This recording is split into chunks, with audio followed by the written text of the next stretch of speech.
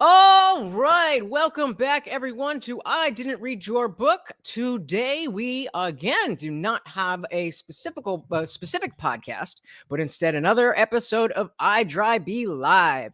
Today, we are going to be joined by a few dudes who want to really get into this discussion, and it's going to be a very interesting one. Today, we are going to be talking about student loan forgiveness and student loan debt. There's a big conversation around what to do with all that money that is owed, that for a lot of people doesn't seem like it will ever be able to be paid back. And some people want to just have the government be like, okay, you're good.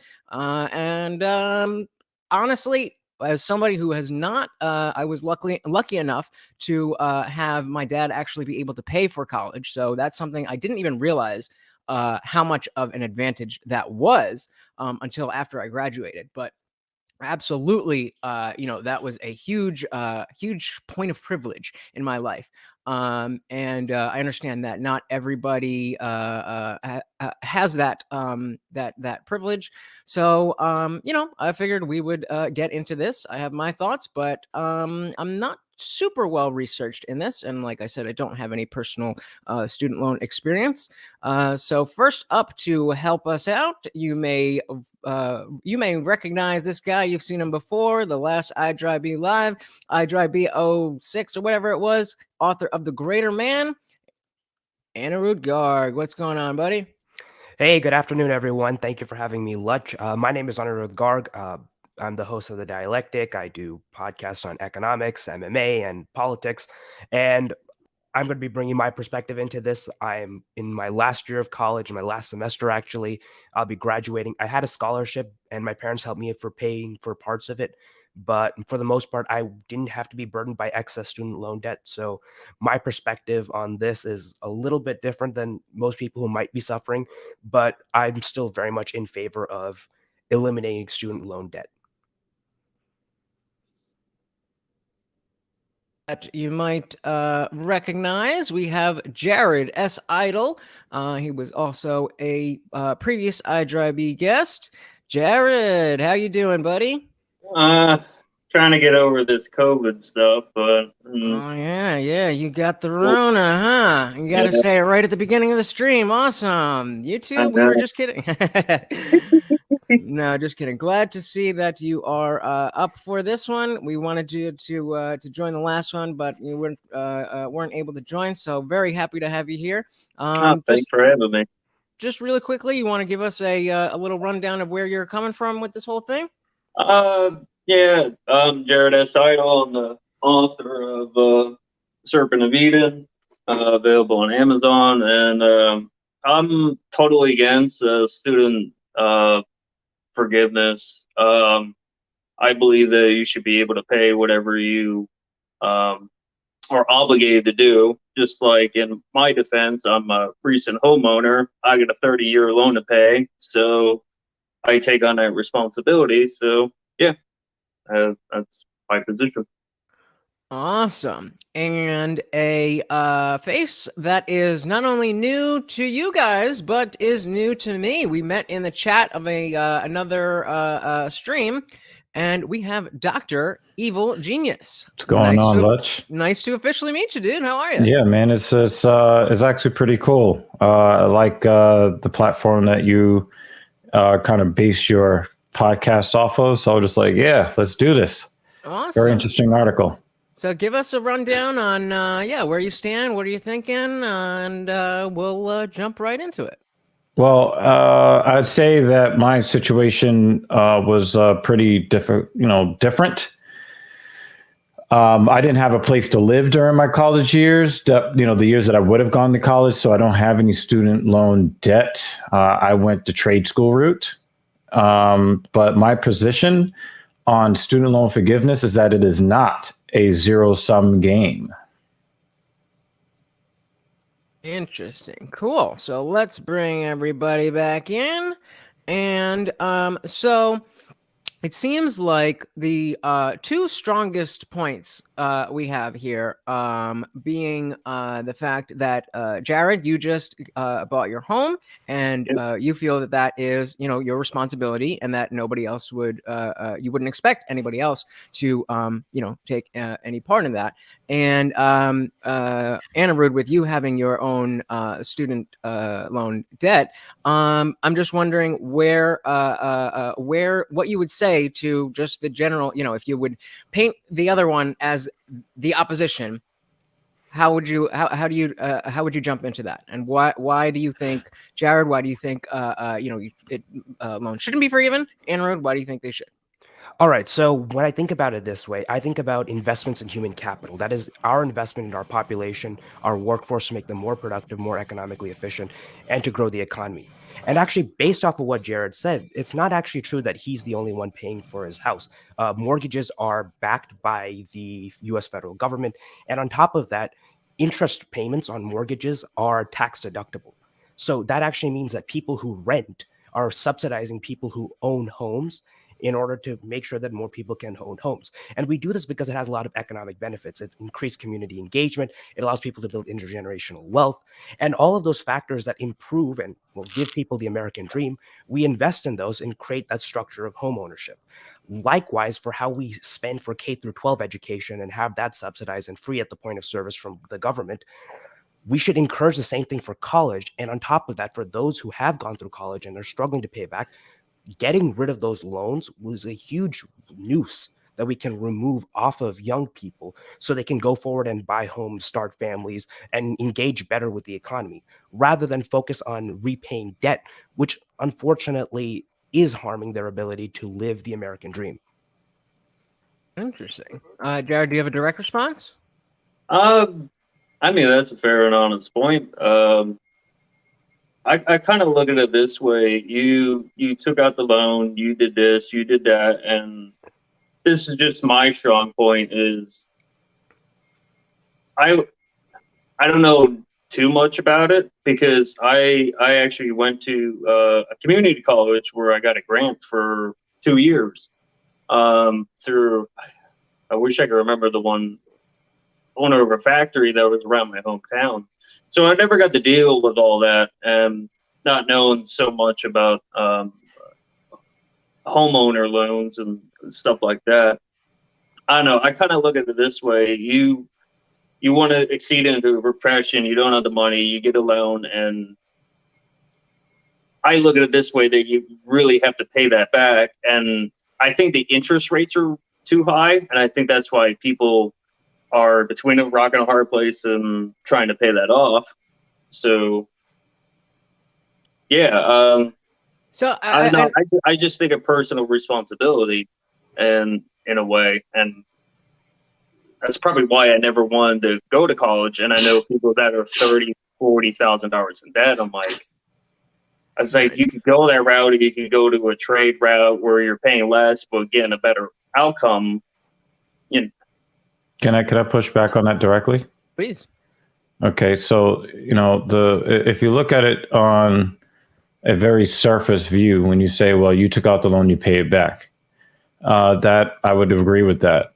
But here's the main difference. If you look at how education is sold to the American versus home ownership, education for people, first of all, you're talking about writing loans out to people who don't have any credit rating.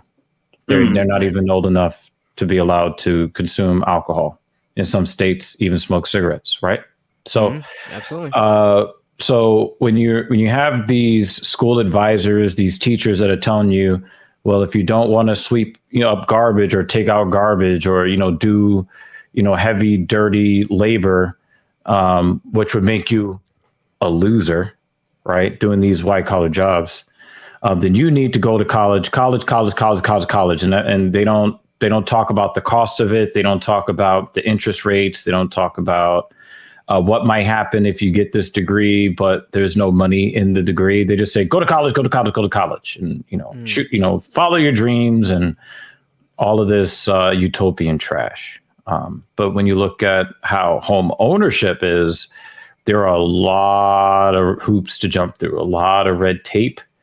They work very hard for you to understand exactly the loan terms, how long the loan is, what the interest rate will be, what the payment amount will be in that 10, 15, 20, 30 year rate or what have you. And you know that at the end of that term, your balance is going to be zero, right? So when you are taking out a student loan, and I've seen many of these where a person may have owed 70,000 and then after making 20 years of consistent payments, they owe 80,000.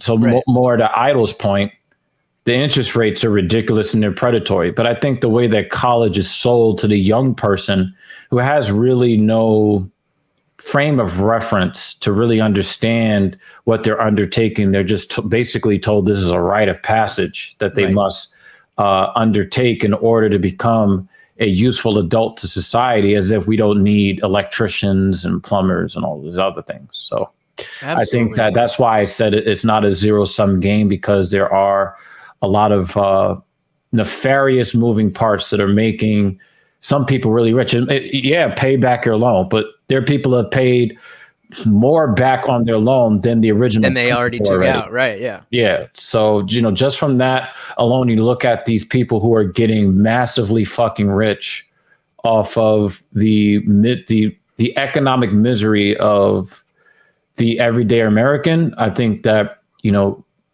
we need to look at it more, just a little bit more, with more nuance than just we should get rid of the loans or the loan payments, or we should just keep them and make them, keep paying in perpetuity. You know what I mean?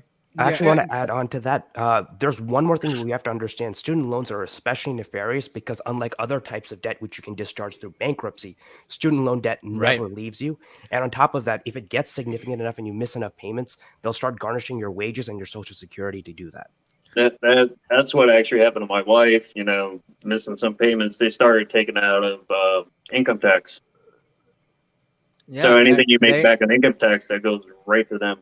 And I believe this is the only type of loan where there's absolutely no bankruptcy option, right? I mean, virtually. I mean, maybe there's some type of, but virtually any other type of loan that you would be able to take out, you could eventually file bankruptcy if you needed to do that.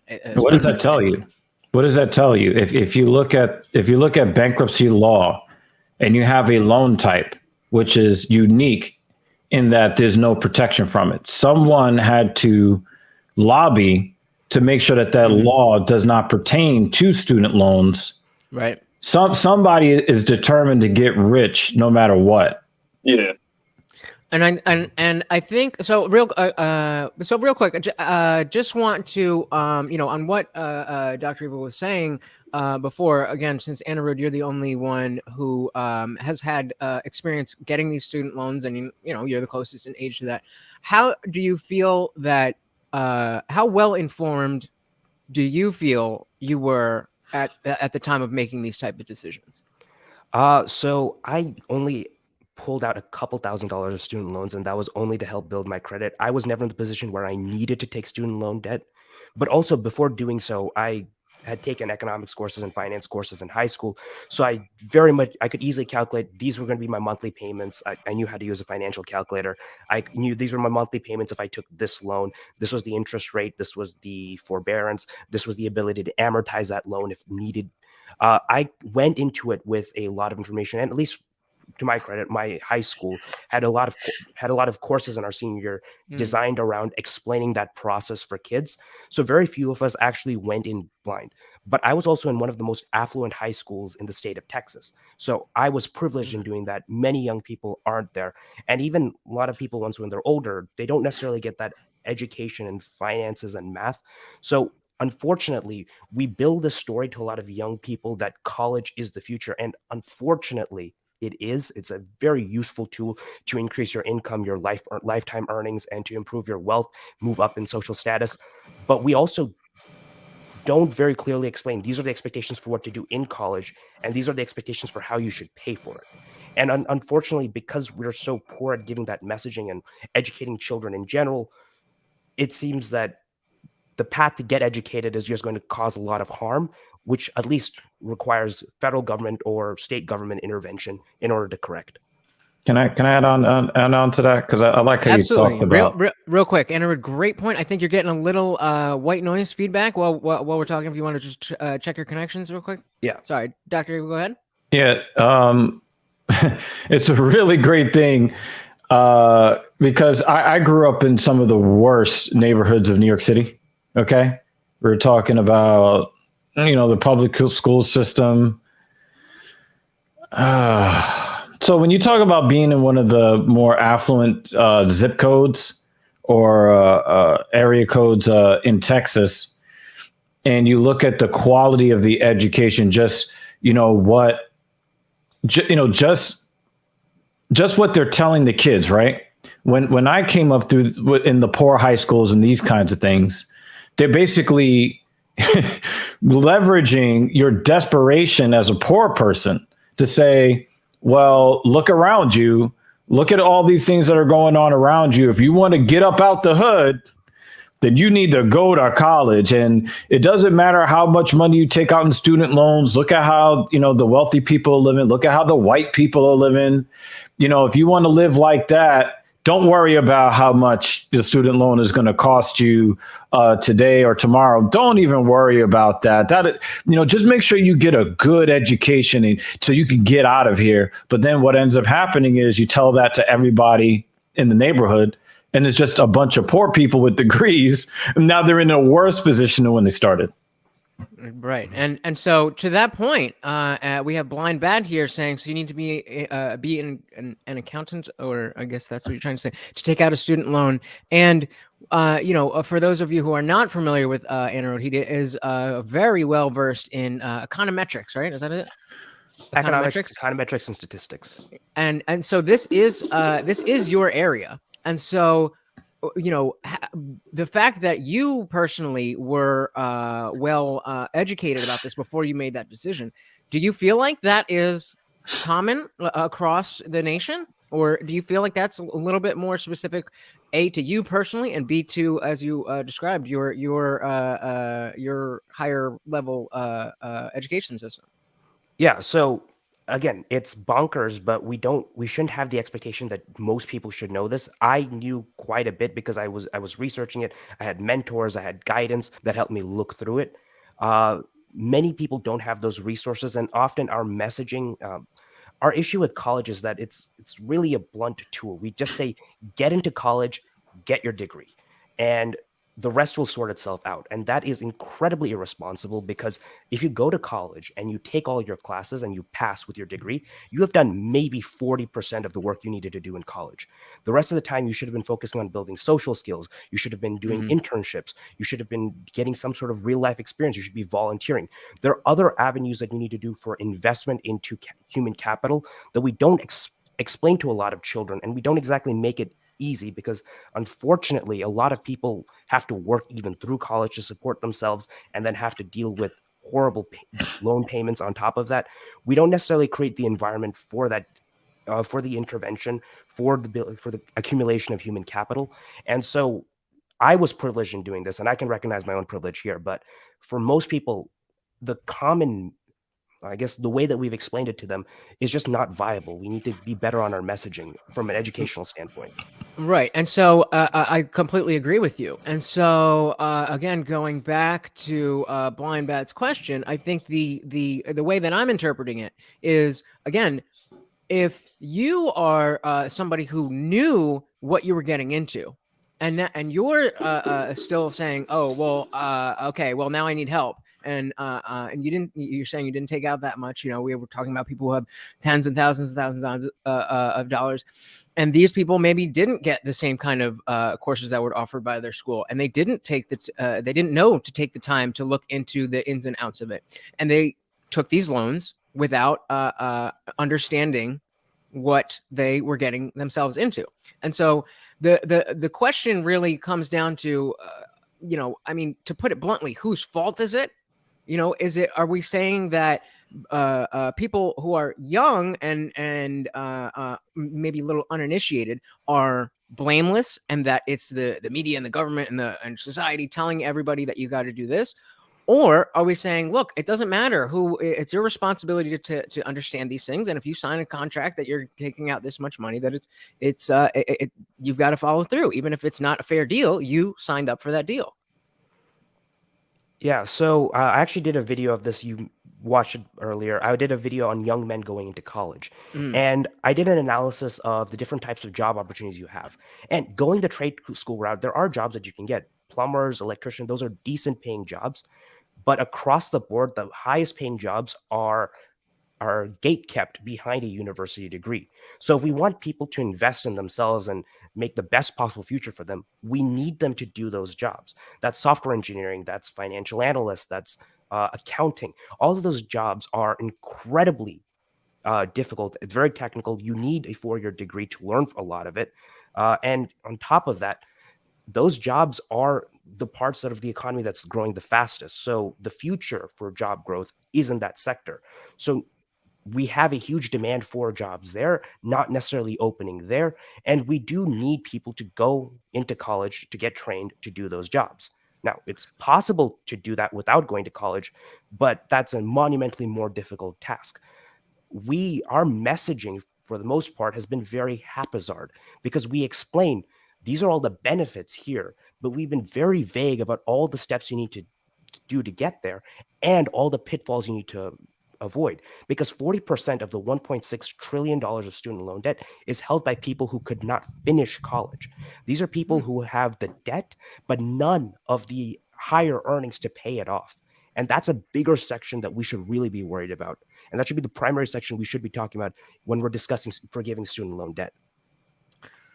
And again, I think that conceptually, I agree with a lot of these concepts, and I don't. I definitely feel I empathize with those who are struggling with this debt hanging over their heads. But at the end of the day, it comes down to whether it was because my dad worked hard and put me in the position to give me the privilege of being able to get an education without having to take out those loans, or somebody who wasn't as blessed and decided, because I don't have this money, that I'm not going to go to college and I am going to go a different way. Why are these people now responsible for your education? Well, so this is, again, the investment in human capital. It's the same thing as why would I, a person who would pay rent in the future when I move to Denver or whatever, have to subsidize Jared so that he can get an interest deduction so that he can buy a home? Because mortgages are almost always cheaper than rent. We do those because there are some social benefits there. A more educated population, a more educated workforce is a more productive workforce. A more productive workforce is a stronger economy that grows faster, and that benefits everyone. As Dr. Evil said earlier, it's not a zero-sum game. You giving young people the tools to invest into their education is going to yield greater returns for society-wide. And if the goal is to increase GDP output, human prosperity, investing in education is probably the easiest no-brainer. It's just that our method of investing has been very poor, haphazard, very disorganized, and we're going to need an overhaul of our educational system to accomplish and gain those returns that we would need in order to grow our economy. Okay, can I pose a question? Of course. Yeah. Because as you were just talking about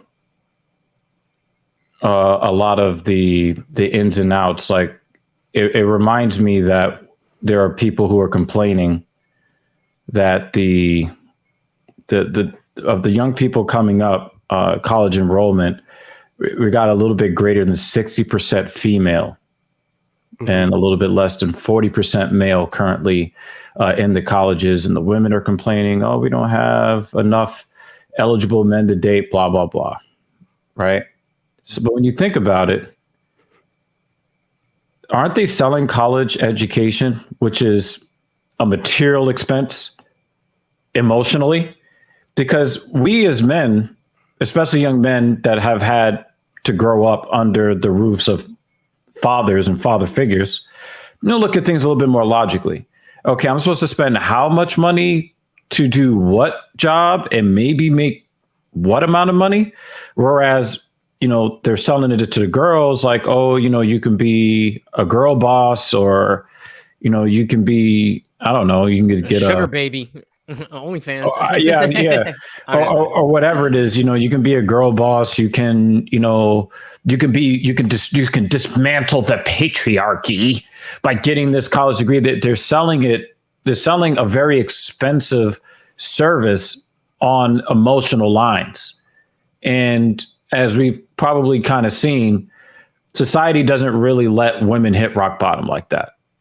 So when I think about it, it's like, are we really thinking about this whole student loan forgiveness because we know that the majority of the debt belongs to women? Like, is that what we're doing here? I don't know. It just made me think of a couple things. I'm going to push back on the framing because I'm actually writing a book on masculinity about young men and the decisions that they make. And I get check out the IDRYB episode about the Greater Man by Anirudh Garg. Please do. But everything is framed to people emotionally because unfortunately a lot of us are very emotional creatures. So emotional appeals are very great. We don't tell people, oh, do this because it's the right thing to do. No, do this because it makes you a good person, that everyone will love you. That's the way we explain a lot of things that we do in society. And we do it not because, we're stupid and we don't think about people. No, people are really stupid and they're very emotional. And on that note, unfortunately, men tend to be far more emotional than women, especially in the younger stages. It's one of the reasons why men commit more crime or much more violent. They have a poor regard for dealing with their own emotions, and that ends up causing mental health issues, lashing out, higher rates of suicidality. We have the academic literature. I can go through it if you would like. But one of the reasons we've seen a shrinking in the wage gap between men and women is because women are going into college at much higher rates than men. And if you look at just people who are college educated, the wage gap is shrinking and shrinking to where in some sectors, women under the age of 30 who are college educated earn more than men do. That's because they're making the rational decision for investing in human capital.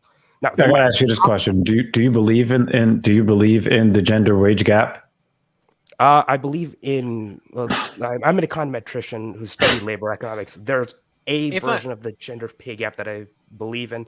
It's a very complicated one. Yeah, yes. If I may, because Anirudh and I have had this conversation, so he's aware of the myth that it's not 70 cents on the dollar, and that according to him and his numbers that it's I think you said closer to like 80 something, but that there is still the true number I heard is somewhere in that 94 to 95 cents on the dollar, or the same job. Same hours, same experience. Same hours, right. And so, and just real quick on that, Anirudh, I don't remember if we had come to the conclusion on that, just to put a period on it.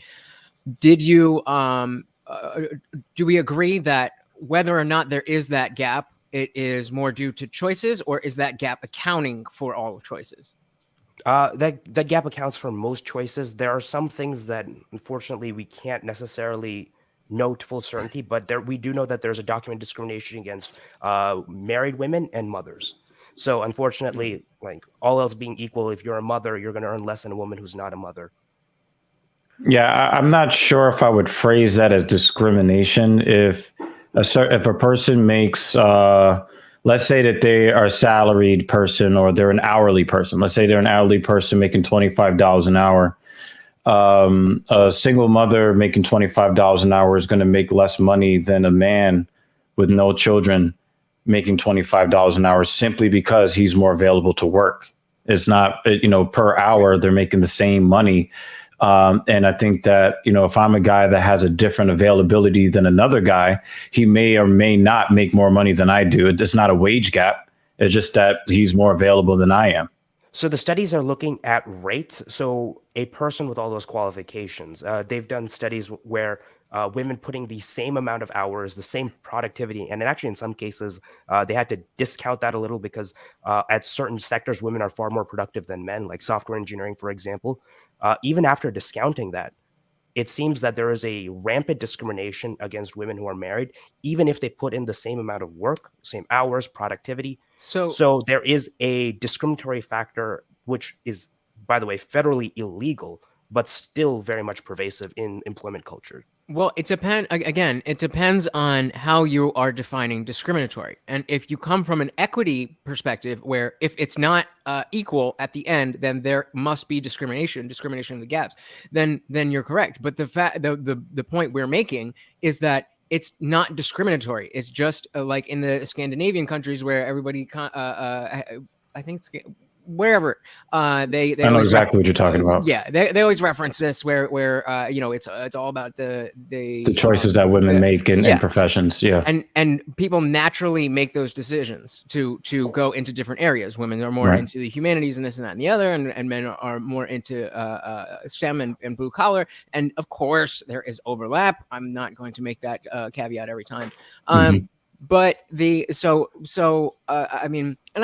getting a little bit. Google had to pay their male employees more after they went looking for how they were paying their female employees less, because they found out they were actually discriminating against their male engineers. Not knowingly, but that's just how the numbers ended up working out. Unless there's is there a specific connection between this gap and the student loans? Because we do have an interesting question, which I would like to. But if you have a direct point on this, yeah. So again, economists, we have the phrase called ceteris paribus, holding all other confounding factors equal. So of all the factors that would affect your wages, we hold all of them equal. The hours that you work, your education, your qualification, your experience in the industry, holding all of that.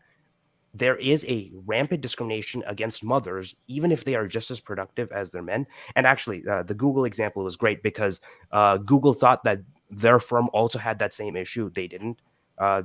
But those end up being the cases that we're looking at. So the discrimination exists. It's not as massive as a lot of people would say just by reading the headlines, but it is very small and targeted within certain industries. So, for example, tech is a lot less discriminatory than other professions. I think the finance sector is pretty discriminatory, which is hilarious because there were repeated studies done that in wealth management, women tend to have higher rates of return on funds that they deal with than men. And this was like empirically, longitudinally verified study. So it's very difficult to and I think and I think there's definitely a lot of meat to go in there. But just so that we I don't want to derail it. I just wanted to see what perspective he was coming from when he talks about the whole student loan thing. It helps me, especially since I'm unfamiliar with him. It helps me to understand.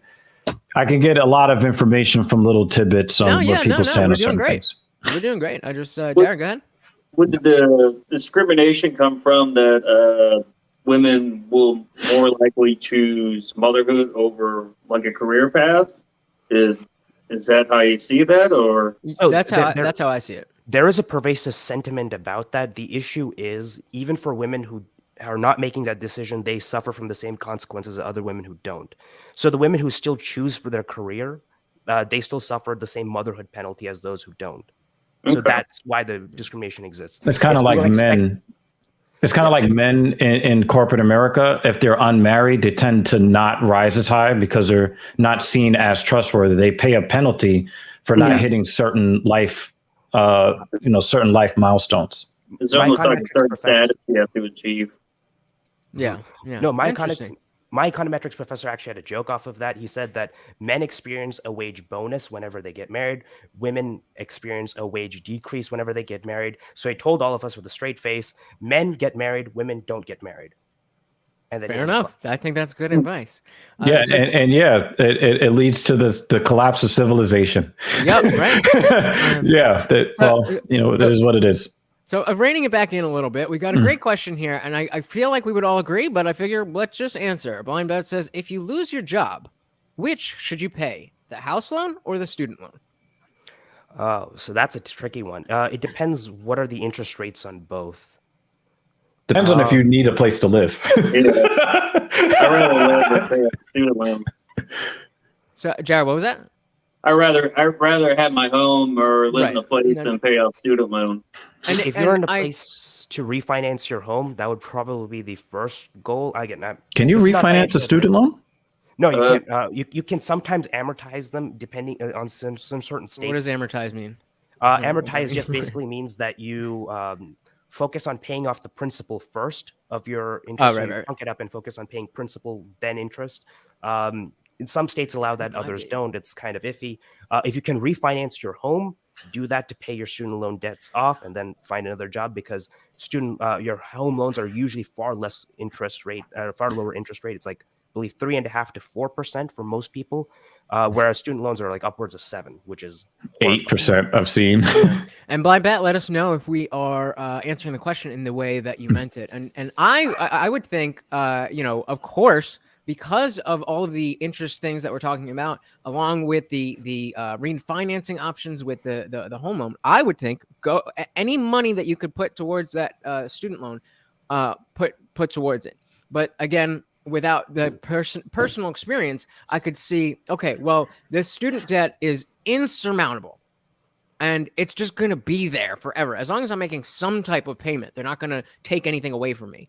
And which is not necessarily the case with your home. So I mean, it is a little bit on an individual basis, but this is not financial advice. Do not listen to us for financial advice.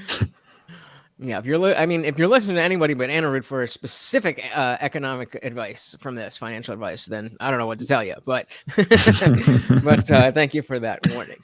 And so again, I hear a lot of good points all around, and I'm still coming back to and maybe this is a little bit more directed at Anirudh. Maybe I'm not understanding the home loans very well. But what about the difference between the two? When I originally posed the question, you were saying you're actually not, or actually people are actually helping pay for Jared's house. Of course. So can you go into that a little more? You can make a interest deduction on your mortgage and claim that as a tax expense off of your income tax. So the interest expense that you are paying every year, you can claim that as a tax deduction off your income tax. Whereas if you're a renter, you don't have that same privilege. So you can't deduct any part of your rent from your end, which is kind of bonkers, because rent payments are on average greater than mortgage payments, because that's why we have landlords. And so because of that, people who rent are not only paying more for housing, they're also subsidizing homeowners, oftentimes the landlords that they live under. And now, it sucks if you're a renter, and a lot of this country is filled with renters, but we do this because we want to encourage more individuals to own homes. We know that people who own homes, it allows them to build wealth, build a strong, stable family, invest in their community. People who own homes, they're far more generous, they volunteer more, they're more engaged in their community. So for all those reasons, it's important that we encourage home ownership. The same way we encourage home ownership, we should look at taking similar steps to encourage education. And because education has that same benefits, it's actually hilarious because some people don't like the idea of investing into education because they believe that it makes people more liberal. And that is true. Being more educated makes people far more liberal or progressive. Though conversely, investing in home ownership tends to make people more conservative over time. There's a multitude of reasons, but it's a prevailing effect. It's a small one, much smaller than college, but that doesn't prevent me from saying we should still invest in home ownership. Likewise, it's very important that just as we invest in a place for people to live, we should also invest in the skills that people need in order to build a future to live in. I got to ask you this question. All right. Did you seem like the right person to ask this question?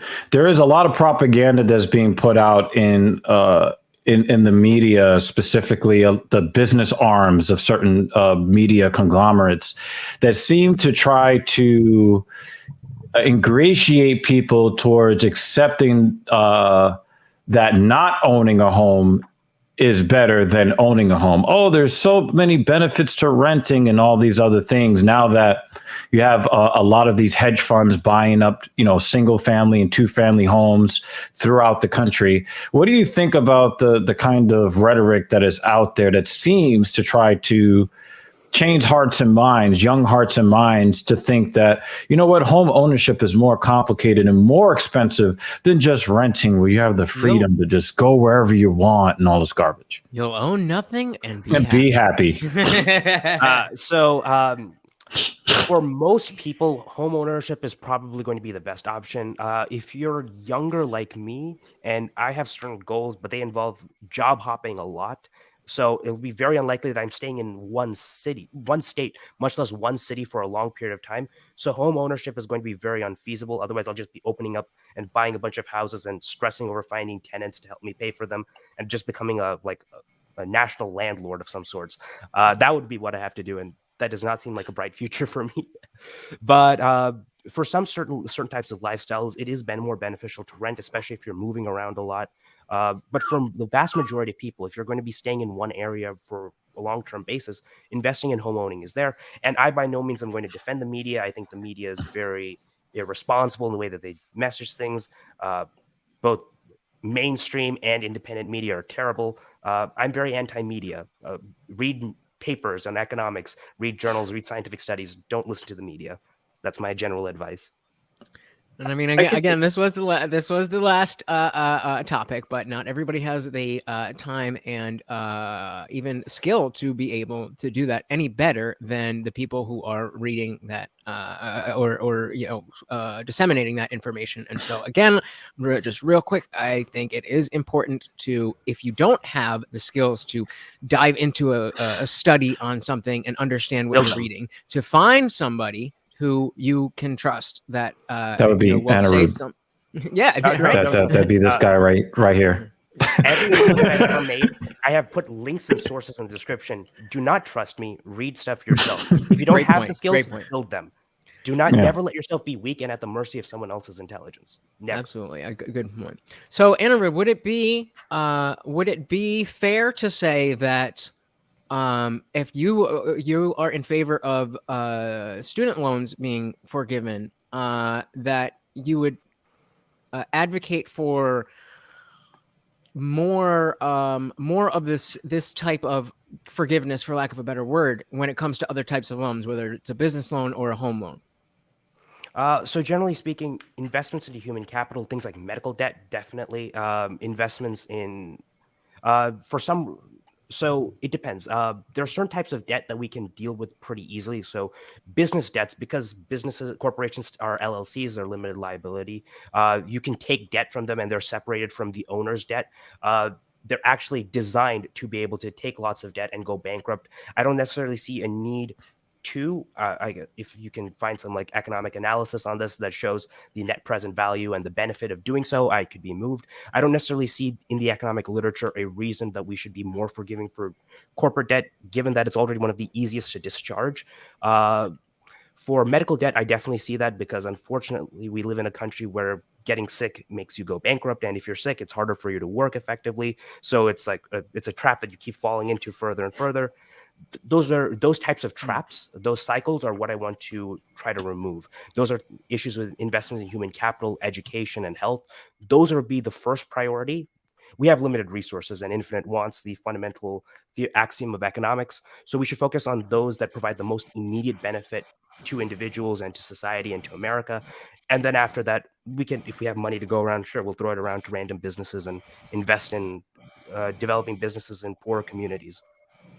I had a question. Do you think that the student loan wouldn't be so high if people actually got into their major and not like bounced from class to class or had useless classes? I love that question. That's a great question. I had that when I went to community college. I didn't know what I wanted to be, so I was like, all right, they got an audio program. I'm into music, so that seems fitting.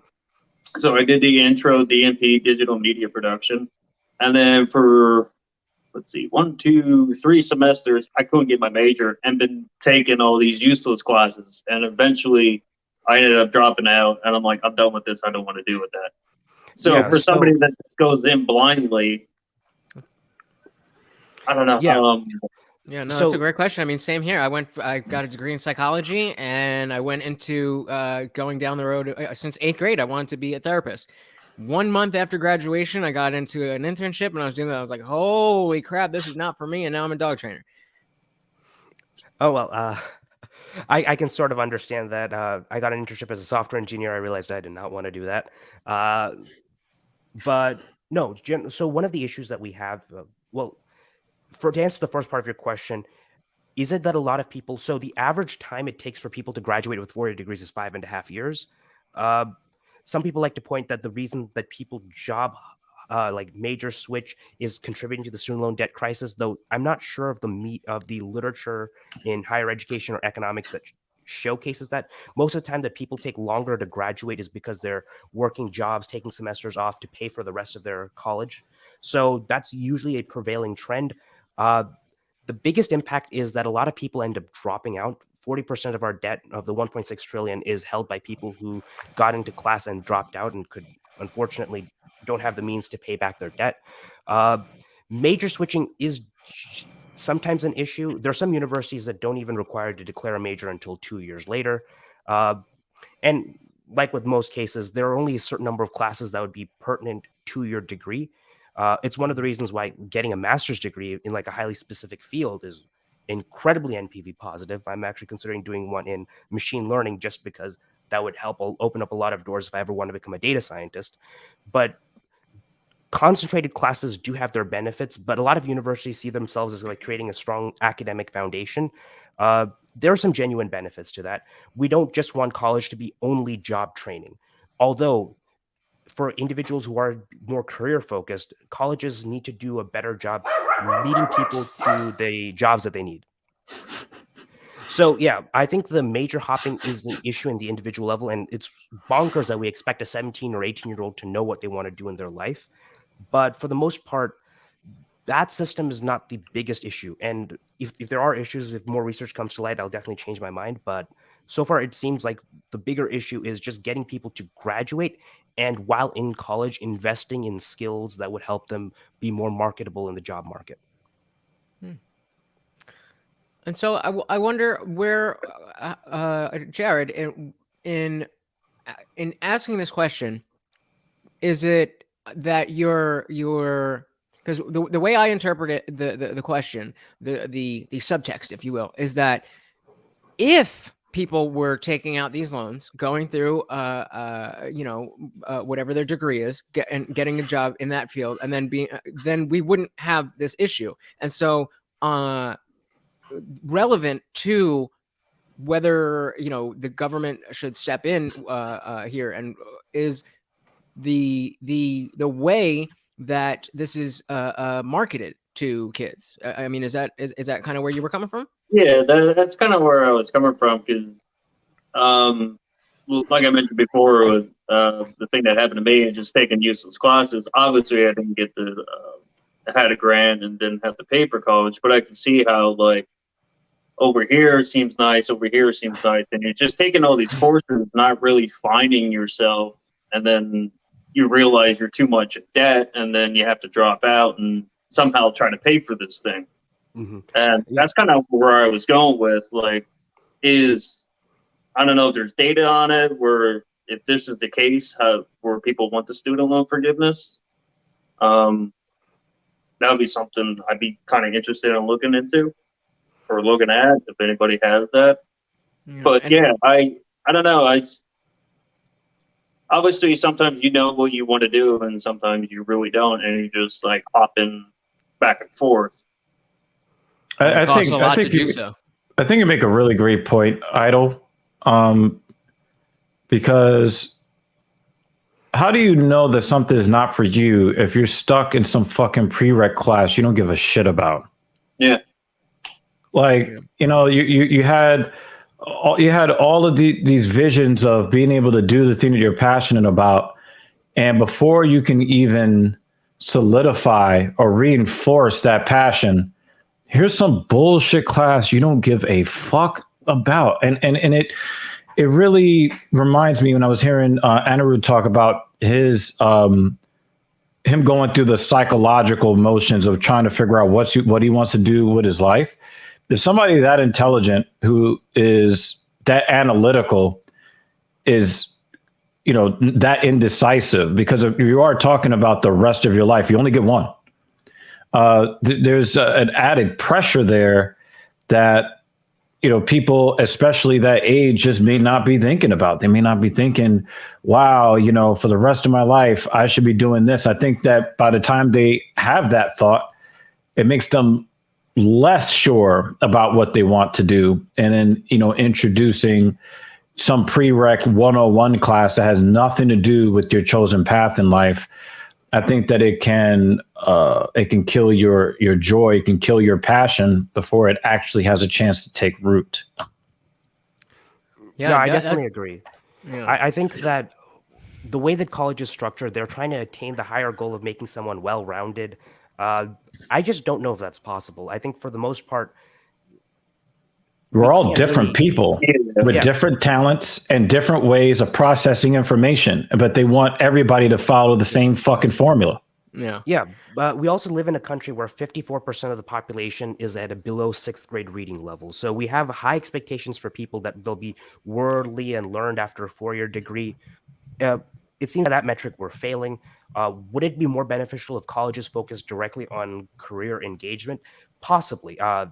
I didn't have that issue of being stuck in a lot of 101 courses that I didn't like, because when I was in high school, I took a shit ton of AP courses and I just got the credit out of them. And I can graduate in 3 years with a degree in economics, statistics, and mathematics. And that's great. Most people don't necessarily do that. Most people graduate in 5.5 years because they're stuck in those courses that sometimes they're not very qualified to do. They're not very passionate about doing in the first place. And so that is an issue with the university education system. But that's largely one where, again, I was told this when I was going into college, and I think this is more true than ever. College is what you make of it. It is a platform and environment for individuals to try to find what they want. The issue is that many people struggle with finding what they want, and after they eventually do figure out what their life struggle is, they're already so much saddled in debt and have lost that platform to go forward. That becomes very difficult. So I think colleges should focus a lot more on career training, and actually even before colleges, we should probably expect a lot in our high schools. These are the career aspirations based on these decisions that you make. Do you want to do this or not? Because I think for the most part, finding yourself, or that idea that you should find your dream job, we should kind of condition children to stop thinking like that, which you really should be thinking, do you want to make money? Yes or no? Right. That should there be like should there be like a job shadow program, like if I wanted to be an accountant before I even go to college for that, just job shadow somebody for a day or two or a week or something like that, so I know what I'm kind of getting into, instead of I want to do this and then realize, I don't like that. Well, actually, I know a couple of places that do that. Again, affluent area, but there were places not offered by the school, but by businesses in the area. Well, right, but I think doctors would be there. So I think that's a great idea. Well, right, but Jared, and sorry to cut you off, but I think what you were saying is in the same way that we have this government system with the loans, that having that not be a private enterprise, but instead of selling these huge loans to kids, sell this instead. And that would sell the course instead. Yeah. Can I play devil's advocate on that? Right. So you have this program where you tell the kids, hey, come shadow these people.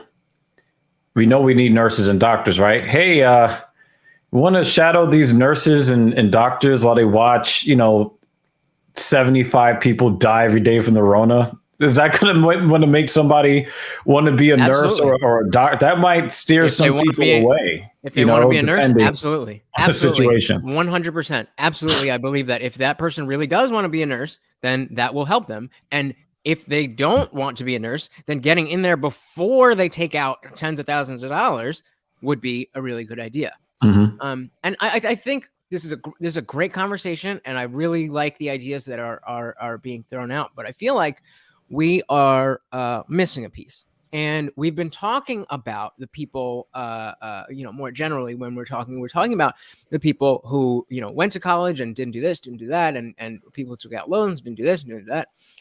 I'm curious why, again, it comes down to the people who never had the opportunity to take out these loans, or didn't have the intelligence to go to the type of school.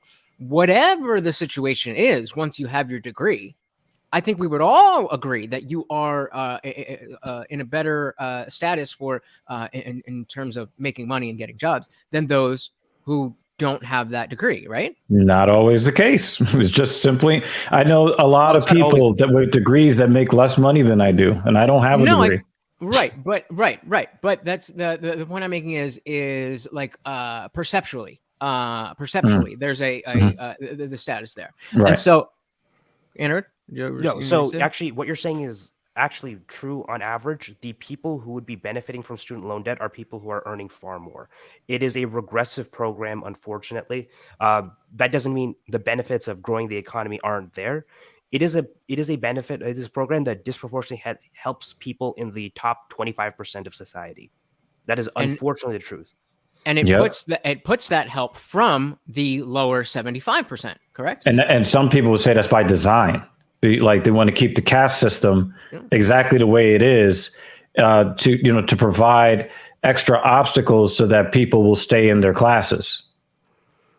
I'm not that conspiratorial, but I think anything that Anirudh doesn't like is a conspiracy. You haven't been, in the poor communities and in seeing like how a lot of these things are executed in such fashion to provide another obstacle to the realization of anything that the upper middle class or the upper class has access to. I've seen it like right there in my face. I have overcome some of them, but I can tell you that if I lived maybe in your school district around the people that you lived around, that I wouldn't have these extra obstacles placed in front of me to have to overcome, which is exhausting in and of itself. And then you have to go out there and perform on the level of people who didn't have your barriers. Okay, can I give you an alternative understanding of this? Sure. Could it be the natural state of being is to have those obstacles, and wealthier and affluent areas are the places that can actively remove those obstacles for children? Because it seems as though. Can you give a hard example?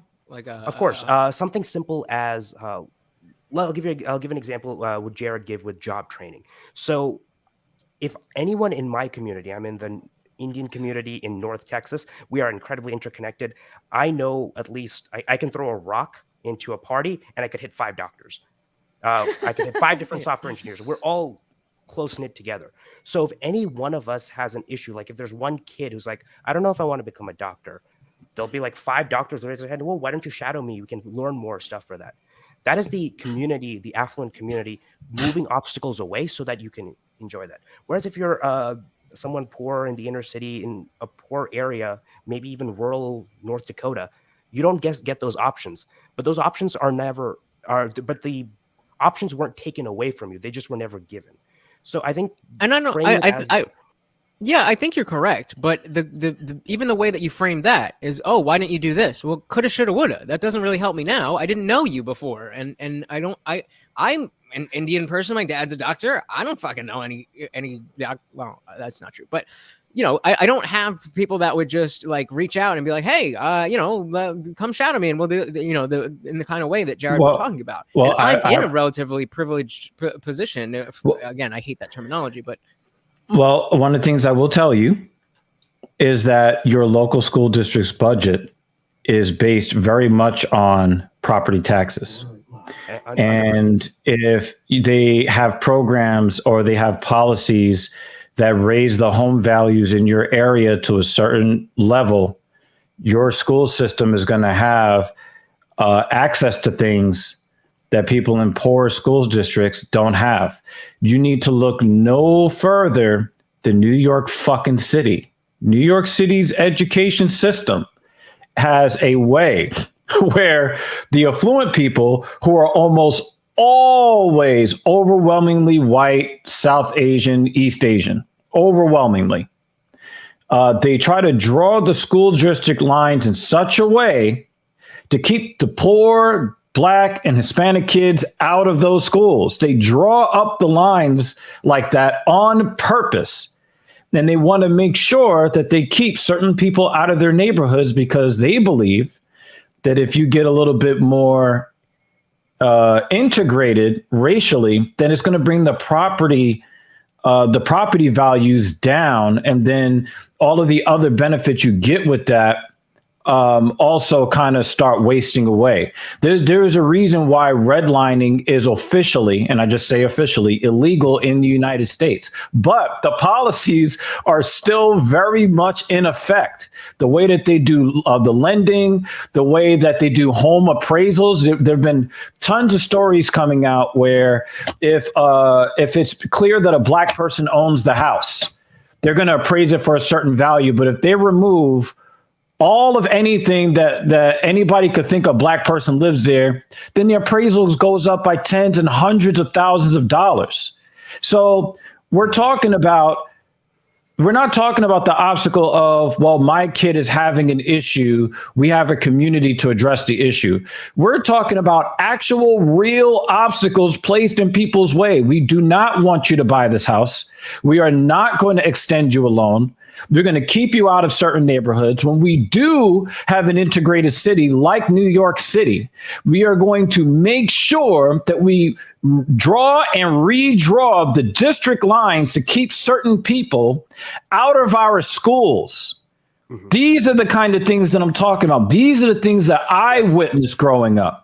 The only thing I would completely agree. I absolutely agree that there's a racial aspect to it, and more of a class thing, that's where I was going, and that it started much more heavily as a race thing. I think now it is more of a class thing than a race thing. But I'm just talking about from my experience. I can't talk about Texas where Anirudh is from, right? I can't talk about like the racial dynamic. I can only talk about what I see with my own two eyes in one of the most expensive and richest cities on this earth.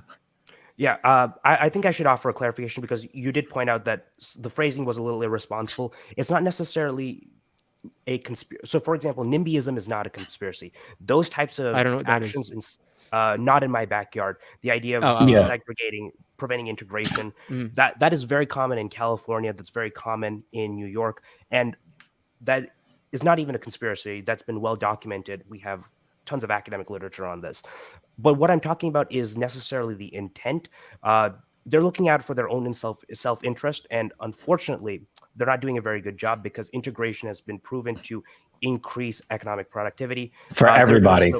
But they're not exactly looking at it that way. So that element of racism and classism is still definitely there, but it's in a more level or neutral playing field. A lot of the obstacles that individuals and lower brackets face are ones that we failed to address. So I think you pointed out that in New York City, it's affluent white East Asians and South Asians. But consequently, at the same time, South Asians in New York City have the highest rate of poverty of any ethnic demographic group.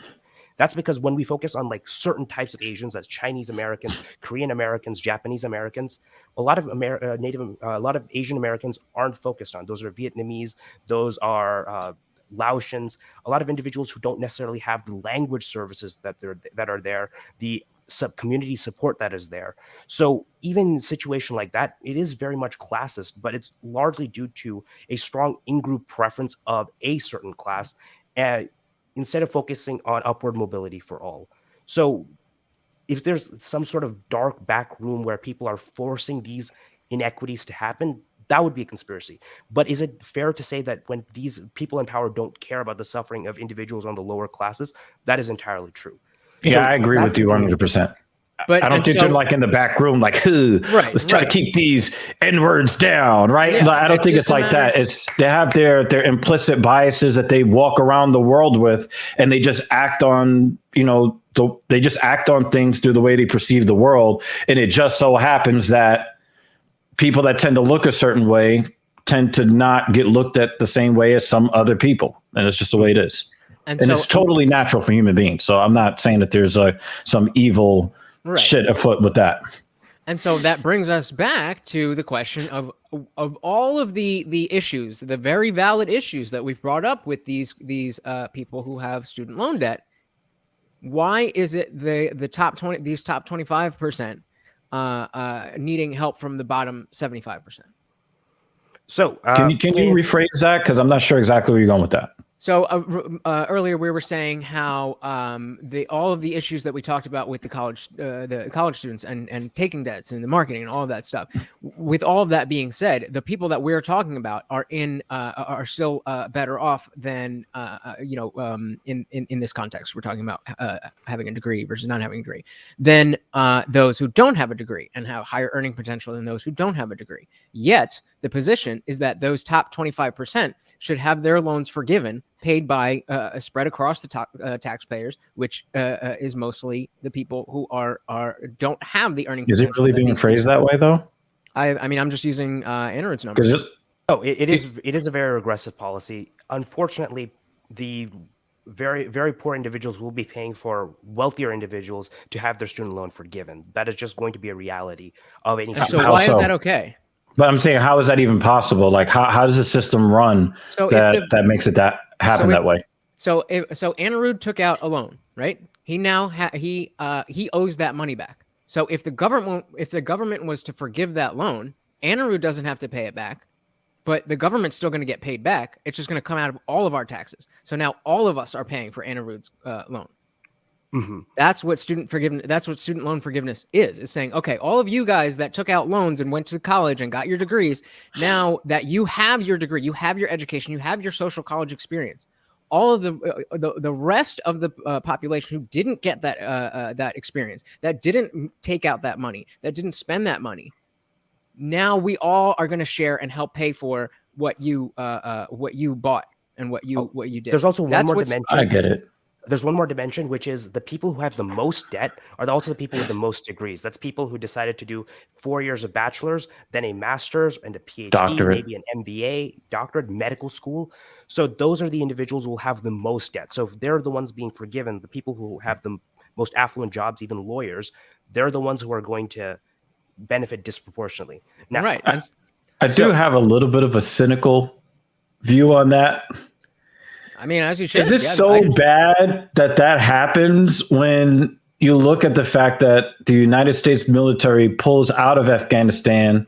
They ask for an inflated military budget after doing so, and the Senate responds by giving them $10 billion more than they asked for?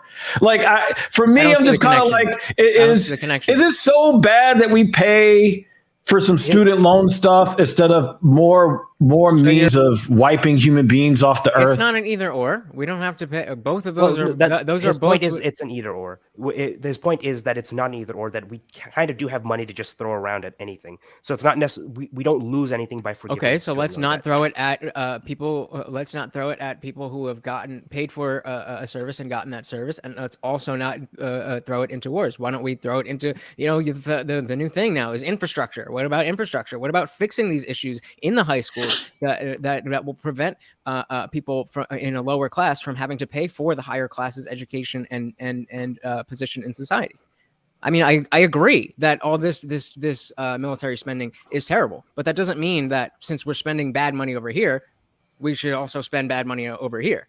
But when you're talking about investment in human capital, how is that a bad investment? Also remember too that we're going through one of the hardest economic times of our lives. We thought that 2008 was bad, what the Rona has done, and I think that a lot of people are focusing.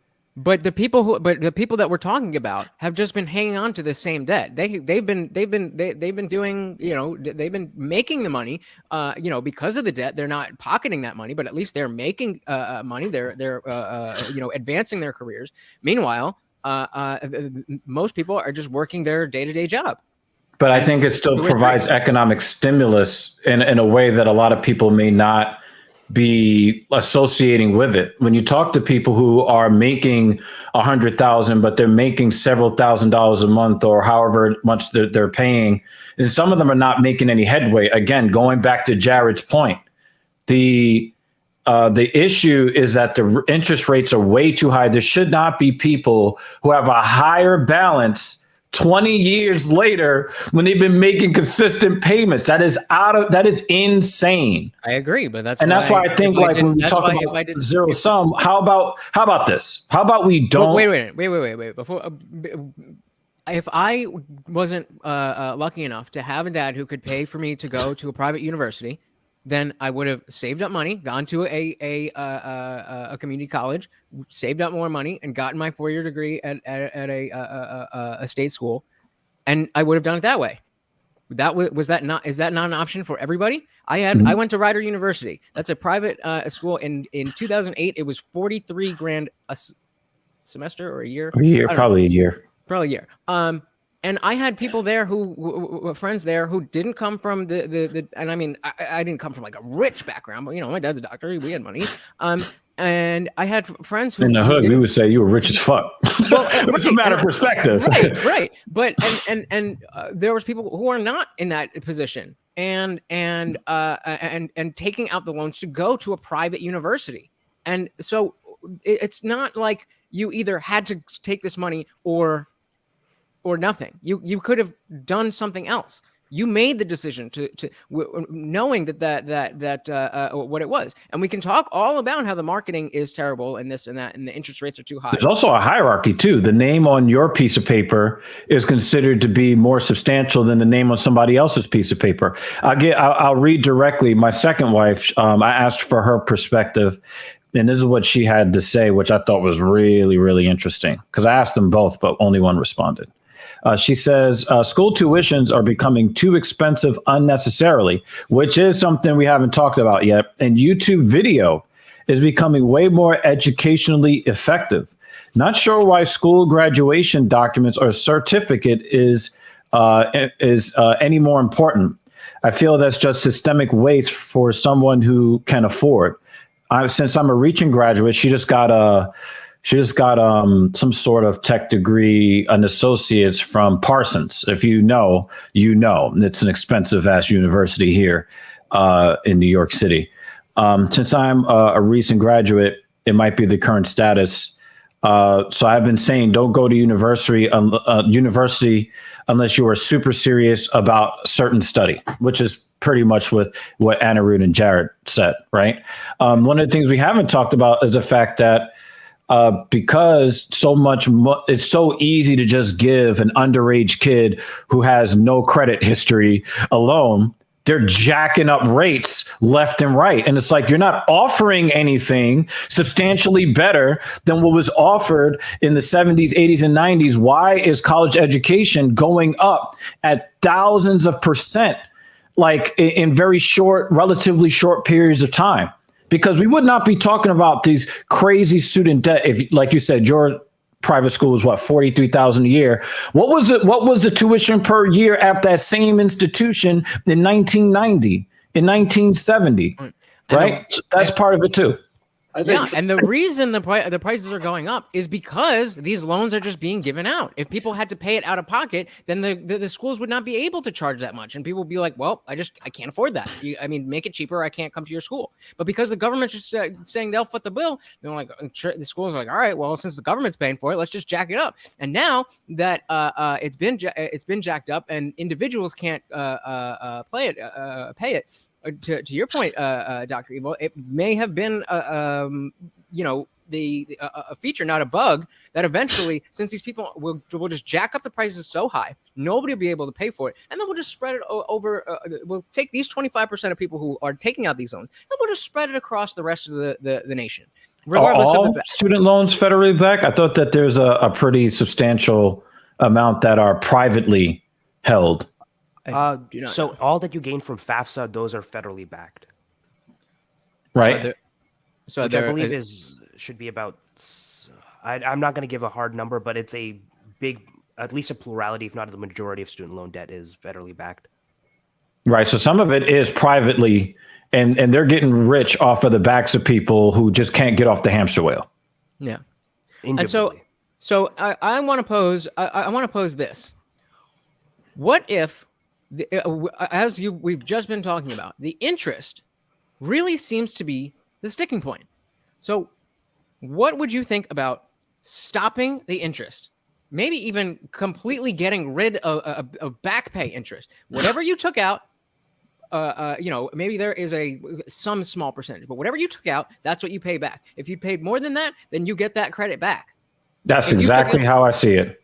Yeah. Maybe you add a 1% so that somebody can make some money somewhere, right? So, but you count out 1% from the start date of the loan, whatever that number is, and then subtract it, and then just keep it moving. I mean, I don't think that just getting rid of the loan entirely is a great thing. And it could also be some backfiring on the back end. Some people have high credit ratings. You get rid of the entire loan right off the bat, and you get, and they no longer have that loan that is open, active, and current, and probably their longest serving line of credit that they have that keeps their credit high. You could actually be damaging people's credit rating that way. It's possible. I'm not saying that it's the greatest reason to keep people in debt. I'm just saying that there are other moving parts than just the numerical value of the loan or whatever is outstanding. That's a fantastic point. Yeah, I mean, I would just venture a guess that if you have these student loan debts, then you're probably not taking out, credit on a bunch of other things as much as if you didn't. So that slows the economy down in a way too. And that's why I say even if you have these doctors that have 200,000 left, and you're like, well, they're already doctors. Fuck those guys. But again, if you're talking about coming out of the Rona, where we are hurting economically across the board. People are complaining that restaurants are going out of business. I would rather not see that restaurant going out of business, because this guy that normally had this X amount of student debt can now go eat at a restaurant and actually tip enough so that the waiter can get a living wage, right? There are moving parts to that. Dr. Evil is 100% right. And actually, that's a good point. Yeah. Answering your question, which is, any type of policy that we do that grows the economy will always disproportionately affect the people who have the most capacity to take advantage of that. And that's going to be the wealthiest. Free trade was great for our economy, but most of the benefits went to the top 1%. Still does. Financialization, most of the benefits went to the top 1%. Is that Amazon at the door? No, I'm just kidding. Sorry. With the M16s? What are you guys talking about in here? Technology. Oh, man, all the technological innovation went to the top 1%. Now we have Facebook, Google, and Apple. We have all the FANG companies as well. So that is the natural state of any type of innovation or growth in the economy. But likewise, forgiving student loan debt is that same growth into the economy. But the great thing about having a stronger, more robust economy is that now we have the funds, ability to tax the people who are doing very well and focus on redistributive programs to make sure that people who are, as our economy is moving forward, that no one is left behind, that we can start investing into communities that have been desperate. So you all know how No Child Left Behind went for public schools, right? Well, it was a poor implementation of a good idea. Right. Well, and so let me I think you're making good points, and you are like I said, I came into this without personal experience and opinions, but I'm I wanted to have this conversation. I was not looking to come in and convince anybody of anything, and you're making good points. However, maybe this is a question. Is it just because of the fact that there is that effect of, okay, well, even though this is, regressive, to use your word, Anirudh, that it will actually kickstart the economy because you're putting money into the hands of, but again, then you're not people you can tax back. Well, here, but you were just talking, Dr. Evil, you're just talking about the student who has all the debt, who can't afford to go out to eat because he's got that debt. But that person still has the degree, and many other people who have made whatever decisions who don't have the money also can't go out to eat. But we also benefit from them having that degree. When we need to go to a medical doctor, we have them there. You're not benefiting from those people. Who's benefiting from my psychology degree? You said what? I said, assuming I got loans, who is benefiting from my psychology? Whoever you perform the services from that keep them from offing themselves. I'm a dog trainer. I mean, I guess that would be. And this is going back to the point of that Jared brought up, that people aren't following through with what they. It is still less than half. It is still less than half. It is still a majority that do follow through, like you said. There's 40% of people who did not get the degree and can't afford to pay it, right? Then you have the other 60%. And we still have a shitload of doctors. I know that we're grateful to have these doctors. So I mean, Okay. we can't fall in love with the 40% and then make that the crux of our argument when the 60% still exists. Okay. And also, there's a very simple mathematical analysis we can do. If we forgive debt, will the boost in our economy be greater than the money that we've forgiven, how much we spent on that? And the next best part is if we have a system where college is more affordable, I want tuition-free public colleges and universities. Mhm. If that gets more people educated and more people productive, then that's just a boost to the overall economy. If both of those calculations are correct, and they are, we are seeing a rapid increase through the investment in our community. No one will ever say we shouldn't invest in doing research grants because we don't want to spend money on vaccine research. Well, we don't spend money on vaccine research. We don't have good vaccines. If we do, we have great Jabs. vaccines, Please. great jabs. Then yeah, let's invest in the jab like Kamaru Usman. Strong investments in There you jabs go. will lead to greater yields and greater victories for us all. And again, I'm with you guys. I'm still so. Tell me where you are with this because again, I didn't get a direct response. You may have responded directly, but it may have gone over my head. So if we're agreeing that helping to some extent creates an overall net positive effect. Mm-hmm. Why then are we still on complete forgiveness rather than just talking about the interest? Because I think it's probably the dire need because of how economically fucked up we are 2 years into the Rona. I think that the argument would probably be a lot different if we didn't go through 2 years of lockdowns and all this other crazy stuff. I think that the times have boosted the call for complete forgiveness. Mm-hmm. And also for many people, calculating the forgiveness, going through the paperwork, if we have like Fannie Mae or Freddie Mac, those are the two big companies that distribute the federally financed and backed loans. If they have alternative reasons for discounting interest in a certain way and not counting it another way, we could not help as many people as we intended to if we just focus on removing the interest. A rapid response to forgive as much debt as possible and then immediately time it with free public college and tuition creates a pipeline so that young people can realize, okay, if I go to college, I can at least try. If I fuck up in college, I still have the trades and I have another option to do. But if I'm successful in college, I can access these higher paying jobs, build this future for me and my family, and we're just giving children more avenues for success. Now, would it necessarily be the most on paper economically beneficial decision? No, in the short run, no. All costs are incurred in the beginning and benefits are not seen until decades down the line. But this is the reason why we have economists who do these types of discounting when they figure out these are the expected benefits based on this data that we've aggregated. These are the benefits that we're going to see. And an investment into human capital, that's human health, that's human education, that's early childhood education and child development. Those are all factors that are going to make our economy more robust, more productive, and ultimately, it's kind of a no-brainer. If we have to spend money on something, might as well spend something that yields a positive return. Don't think of it as a spending on education. Think of it as investing in education. You know, I want to add to what you just said spiritually, because I've been playing with what Lutch said about that top 25% that already got their degrees. And then it hits me.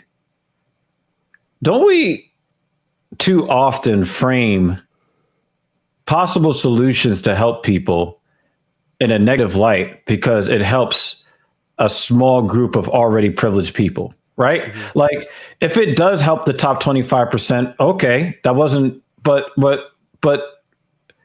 it helped the bottom 75%. Isn't that like what we should be focused on? If somebody gets over, then thumbs up, good job, like whatever. But should we use the top 25% might benefit? That's why we should like not do these things because the bottom. So to clarify, politics. Yeah. So no. To clarify, I mean, I'm sure there's people who hold that position, but just to clarify my position, it wasn't that the 25% was being helped. It was that the 25% was taking from the 75, and So but that's happening anyway. The top 0.001% are taken from us all, which doesn't make it any better to do even more. But as you guys have explained, I'm now seeing the I guess indirect benefit a little more clearly, and I'm open to that. I that does make sense.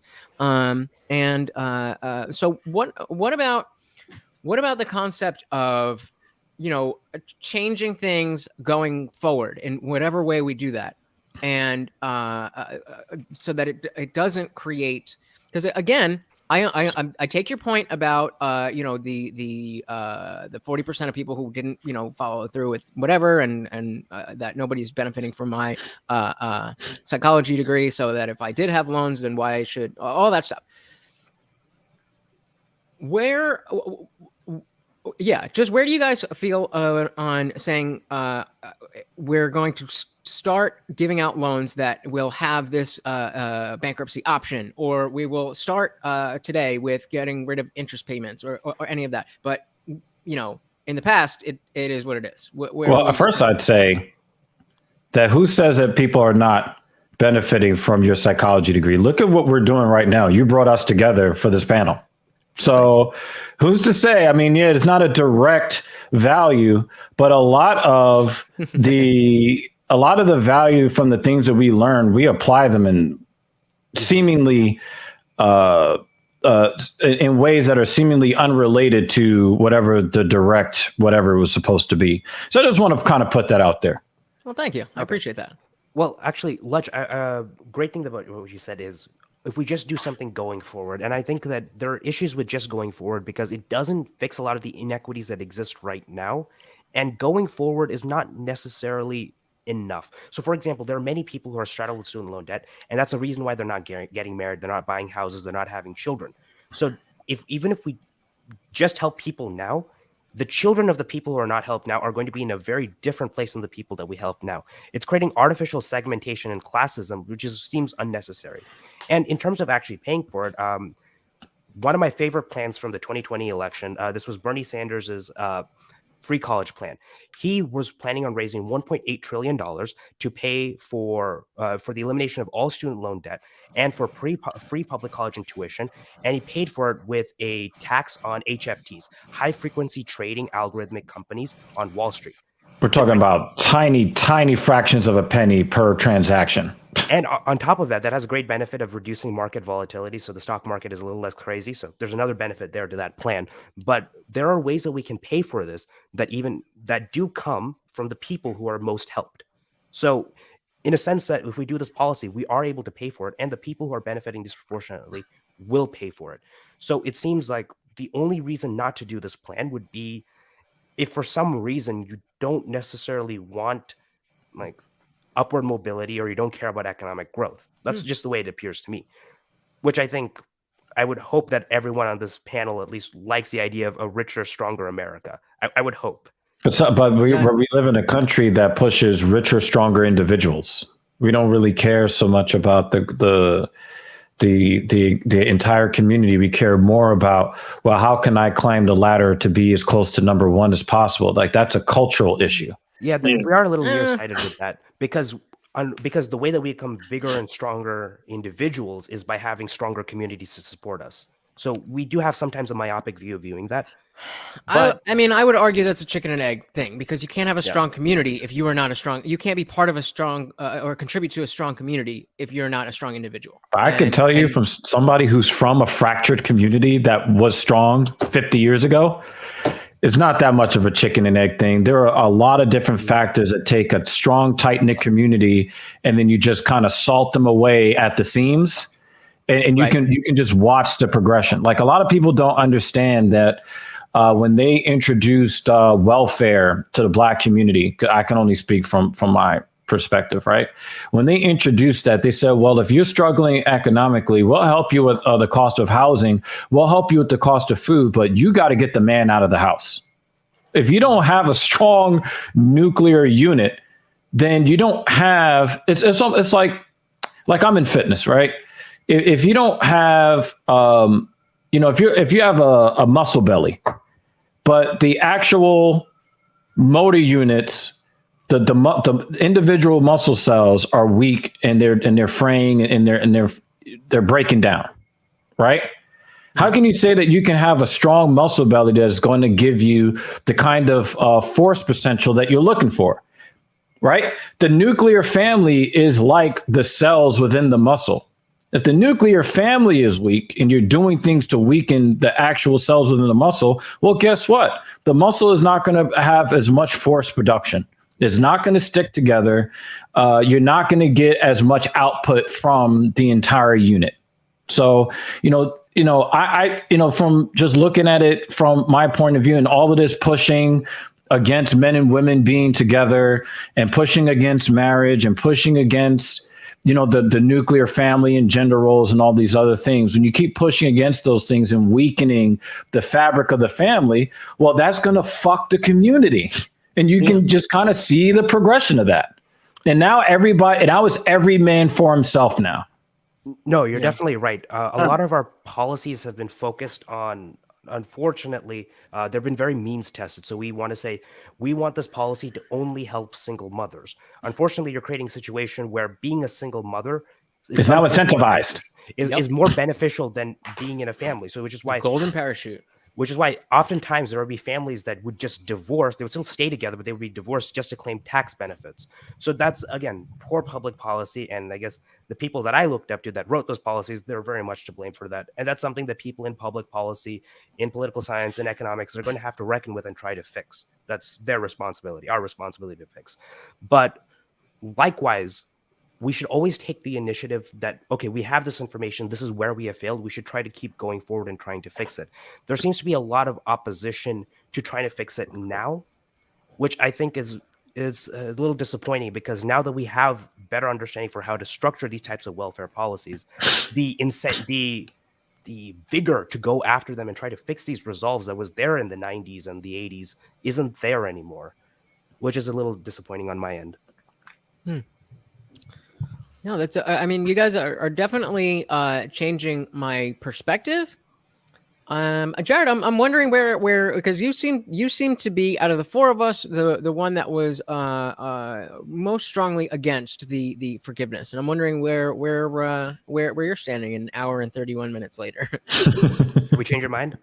A little bit. Like if it goes to the benefit of the community, I'm all for that. Like, I think that is pretty much fractured in America at this moment, where you only care about, it's almost selfish at this point, where you only care about yourself and not about the community. Where I used to hear from my folks, oh, everybody knew everybody, and if there was, let's say for instance, a death somewhere, we help them people out. Now you don't even want to be bothered with anybody. Mm-hmm. And if it's to the benefit of the community, I can actually see the student, forgiveness. Trying to think of a point where to go from here, but and I think and sorry to cut you off, but I think I'm sharing your sentiment in that I'm seeing a little bit more of how it's not as black and white as, oh, you're going to make the poor stupid people pay for the doctors. And that's kind of not, I'm not saying that's how the position I came in, but, just to dumb it down. And again, I'm sure many people have that perspective of the issue. And I'm definitely seeing things differently. I still don't know enough about the numbers and how this would play out in terms of individuals, because as much as we're talking about the strength of community, and I absolutely agree that a strong community is crucial, I don't necessarily think that. I think the way we focus on the individual definitely leads to fractured communities. But I don't think focusing on yourself as an individual and being the best person you can be, and in that sense, is negative.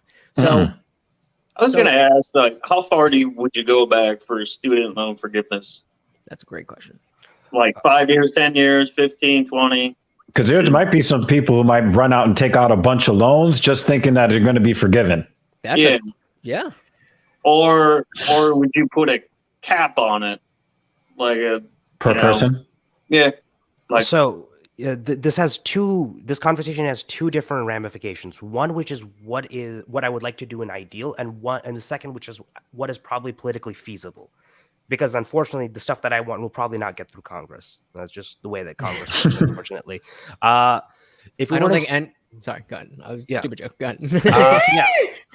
So, in which case, Joe Biden had the initial proposal of up to $50,000 student loan debt forgiveness per person, and you would create that as a threshold. So the idea was to help people mostly who took a couple of loans, weren't able to graduate, or graduated but didn't gain high earnings, to help them first as a way to not help individuals who are doctors or engineers or lawyers. So that was one proposal, and that proposal got a lot more support from Democrats in Congress, and I think even Mitt Romney signed on to it. I'm not 100% sure on that part. Those policies exist, and the discussion of extent is relevant. I think for the most part, universal policies are much more effective in terms of like social solidarity than targeted means-based testing. So, for example, just the same as welfare, if we targeted a specific group of people under these specific conditions, we did those because those conditions were bad, but we don't want to create the moral hazard of creating more of those conditions. Likewise, if we say that we only want to forgive student loan debt for people under these conditions, then if we don't necessarily want to be in a position where that condition comes back. So we initially created an example where we would forgive your student loan debt if you became a public school teacher. And many individuals tried to do that program, but that program very quickly fell apart because a lot of people were trying to apply for those jobs. They couldn't get those, and even the ones that did become public school teachers weren't able to make enough to satisfy the base payment to pay off the principal of their loans. So many people thought that, okay, being a public school teacher, which it's a noble profession, not a well-paying one, would mean they would end up sacrificing other higher paying opportunities for this in hopes of forgiving their debt, when in reality that ended up putting them in a worse position overall. The smartest thing to do for debt forgiveness would be to make it universal, and that immediately with that tie in a bill that makes public colleges and universities tuition free. That way, individuals who want to go to private school like Harvard, well, luckily for places like Harvard and Princeton, if your family makes under a certain threshold, it's tuition free for you anyway. But if they want to go to like a selective, unless you're Asian, then they might not let you in. But unless you want to go to a like selective private liberal arts school, some random place in the country that costs an arm and a leg to get into, that's your prerogative, but you have more affordable options available. And creating those options is necessary because we want people to view as going to college as a viable option for themselves and not be terrified by a debt. Because they'll hear terrible stories about people from the people in their community that this debt has destroyed my life. I can't get a job. I can't buy a house. I can't get married. I can't do anything that I want. Getting rid of those stories by making that much more difficult to achieve, or like creating that type of self-destruction that much more difficult, I think goes a long way into slowly conditioning our environment and the entire public education industry to be more cost effective. Well said. I completely agree. And even if I were to take that very simplistic, like, oh, I'm not paying for that mentality. Do you think that limiting it to 50,000 or 45,000 or 40,000, do you think that at least satisfies part of your concern about the top 25% benefiting a little bit too much if their benefit would be capped along with everybody else? Well, I think it's a good question, and the only reason I don't know how to answer it is because of coming into this, I wasn't thinking about the benefit that 75% was getting from the whole process, even though they might be taking more of the initial hit. But where I'm still stuck is on that initial hit, and while that's a tough thing to sell. And you're 40%, 20%, whatever it is, that's still a lot of people that you're asking to take a hit. And so I'm now curious, like, okay, even if you're like, let's say you're completely right, and that forgiveness across the board is the way to go. There's no better option than all of that. Then I can, like we said, we're sitting here having this conversation, and both Jared and I have moved on our positions a little bit, and but I think that we could all agree that, if not most, a lot of people are very tribalistic and dug into their positions. And I'm curious about, okay, let's say you're right. How do we present this in a way to somebody who has their mind made up, and actually do something of that? Because it's all well and good, but if we can't do it, then that's a much more difficult conversation to have, because I'm a mathematician, not a PR person, but one of the I think it's wait a pretty minute, simple. wait a minute. Did Anirudh just acknowledge that there was something he didn't know? That was like the fourth time. I think it's pretty simple, right? If you have people and there's a higher poverty rate, there's a higher crime rate. And you have people who are in an easier economic situation, there's a lower crime rate. And I think that's one thing across the board. If you ask 99% of Americans, hey, would you like lower crime? Okay, let's make it less economically difficult on the largest number of people that we can, right? So that's right off the bat. That's a great example. So the when talking about the overall long-term effects, that 75% will get that lower 75% will get the benefits of just a better running society, stronger communities, all of the things that you've mentioned. However, the day that this goes into effect and their tax, the amount of taxes they have to pay changes, that's more money out of their pocket on that day. And until they like, let's say you're 45 years old and you're not somebody who has these degrees, and they put this into, like, yes, maybe your children will have be in a better position in society, but before we see those long-term benefits, is there not a reasonable amount of suffering that would come from people who are already quote unquote lower class, having to pay more into a system that they didn't participate in, even if there are long-term benefits? I mean, how would they be paying more in a way that they would be aware of? Yeah, actually, this was I the don't genius. understand the question. This was actually the genius of Senator Sanders' plan, because his tax was almost exclusively on Wall Street speculators. So unless someone in this room has a $500,000 savings account in DRW, none of us are really going to be hit. So the idea is, effectively, it's true. This is unfortunately a big cost of a lot of public policy, is that costs are incurred up front, benefits are seen years down the line. There's the same issue with infrastructure. So likewise, marketing this type of policy is that if rich people are paying for poor people to go to college, that would probably be the best marketing apparatus that you could give. You can go even further. Wealthy bankers in New York are paying for the poor kid in Brooklyn to go to college. You could go even further in that narrative. But the idea is, we want to be in such a way that we can make those benefits clearly measurable upfront as quickly as possible, while at the same time keeping the costs as far away from ordinary people as possible. Because this is a big issue with a lot of Democrats, and I'll acknowledge this, that we kind of suck at we give people their medicine without any sugar. We'll bite the teeth on a lot of terrible costs. That's why Biden's being railed on high gas prices. It's not really his fault, but unfortunately, he's not really trying his best to try to fix it. But it's not. I mean, it's not up to him to fix it. Like, what the fuck is he supposed to do? I mean, if he were a Bush, he would probably invade a country to get their oil. Oh yes, okay, there you go. Don't we have a pipeline in where is it? I don't know, somewhere in the middle of the country. All our pipelines are at maximum capacity. We're importing as much oil as physically possible. And then isn't there some sort of deposit in Alaska that we haven't tapped? Are you talking about fracking? Yeah. Shell is not. So Biden has been urging oil companies to invest and to do more drilling. they aren't. They're doing capital restructuring right now. They're benefiting from higher oil prices. They see no need to expand production. Saudi Arabia doesn't see the need to expand production either. So all the places where we can get oil, we can't really get more anyway. So remember a year and a half ago, future contracts on Brent crude were in the negative, meaning that people were paying you to take the oil in theory. They want their fucking profits back. They're going to do whatever they can to get that money back. Yeah, energy policy is a whole other conundrum. But and that people definitely,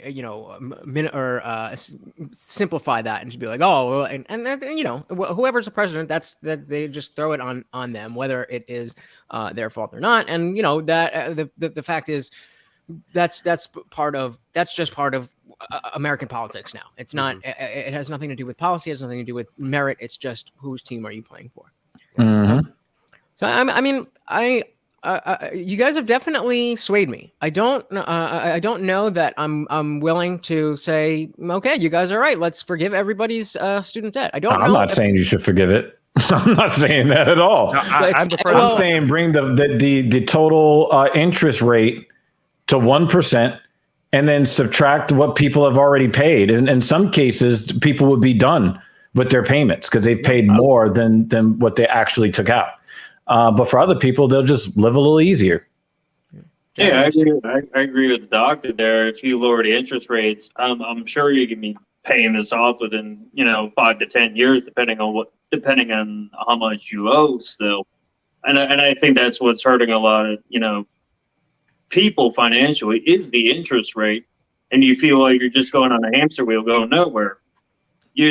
Obviously people got to make money, so like doctor said, have it at 1%, they're still kind of making money.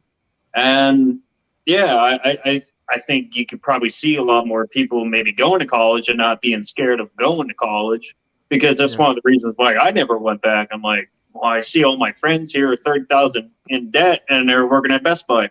What the fuck did you go to college for? Right, and then with what Anirudh said, if we could change the structure and make it easier for people to get in and get that experience without the way that we're doing it now, and that's a little bit more accessible. Then another thing we have not talked about is the fact, like my lady said, a lot of these top tech companies are not even hiring off degrees. If you show that you have the aptitude, they're going to fucking hire you. So and we're talking about the Googles and the Facebooks of the world, right? So I can tell you some of the frustration that she had is that her instructor didn't do a whole lot of instructing. The instructor basically put a bunch of YouTube videos in a class chat and then told them to watch the YouTube videos and then come back with some stuff. There's so much free stuff going on, and now the piece of paper seems to hold less weight in the employment realm. Maybe we should rethink college and university as the de facto standard of people educating themselves. I agree. I think, and when I was presenting that, I completely agree with what you're saying, and I think I was just using college for a stand-in for further education, whatever that may be, whether it's trades or anything like that. I was going to point out my wife got to be where she is just by experience. She's a tax accountant at the moment. And working for a large hotel firm. And for her to advance, she would have to go back to college. And I think that's complete bull. If you could prove that you could do the work efficiently and effectively, I don't see the need for a paper. My brother told me once, he's a skilled electrician. He's like, I was teaching people coming out of college because they only teach them the book. They don't do the hands-on learning. And, for something like that, he wanted to teach me, but I'm not willing to blow myself up and figure out electricity. Certain things you can go to school for, and I think certain things you don't really need that piece of paper. Okay, I'm going to play a bit of devil's advocate here. So off of what Dr. Evil said, that a lot of these tech companies are hiring people who are non-degree. They will hire a couple, but getting into the job is very difficult. If any of you know, like the software engineering route, to get a job there, you have to go do something called LeetCode questions, which are very difficult data structures and algorithms questions. They're very complicated to do. I struggle to do even some of the easy and medium ones. One of my clients is a Google engineer, and he fills me in on all of that. It is sick. Like in job interviews, right? That's part of the job interview. And they do job interviews to go from even lateral positions within the company. Oh, really? There's an interview process where you have to do a shit ton of homework, and you have to like prove yourself, even though you might be like the top engineer in your work group. If you want to go laterally, they're going to be hitting you with that. 3. That is what I'm doing. I agree that's studying too. So on the note that a lot of the stuff can be self-learned, I have a lot of books. Actually, I have a couple more in the mail on their way, studying them. A lot of those, there are stuff that you can learn individually. Like a lot of that I learned about CS. I had to teach myself. A lot of what I learned about machine learning, I learned the statistical background in class, but I delved deeper on my own. One of the benefits of college is not necessarily the instructors themselves, but the community that you are. Economist William Easterly has the idea of skill traps, which is having people of very strong skill set close together makes them more productive. It's why all of these tech companies move to the Bay Area, because that's where Stanford is, that's where UC Berkeley is, that's where Google, Facebook, Airbnb, all those companies there, and workers move between them and share their skills with each other. Having that strong community is incredibly important if you're trying to delve deeper into any skill. Colleges, jobs love recruiting from colleges, because what they'll do is, if you're in tech, they'll create a hackathon where you try to answer some of the questions that company is doing, and they can see the people who not only are very competent, you can see them up front, you can see their experience, their hands-on ability, you can also see how well they work with other people who are competent, and that filtering process makes it a lot easier.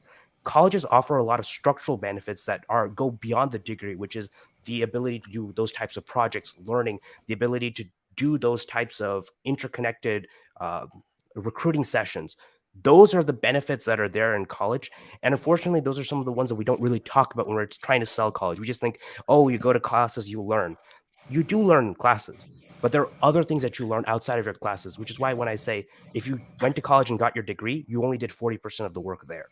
Right. And it's interesting that you say that, because I feel like, again, I'm in I'm not a unique position, but the fact that I went to a private university, no loans, enjoyed my college experience, I wouldn't give it up for anything, and see the value of that other stuff.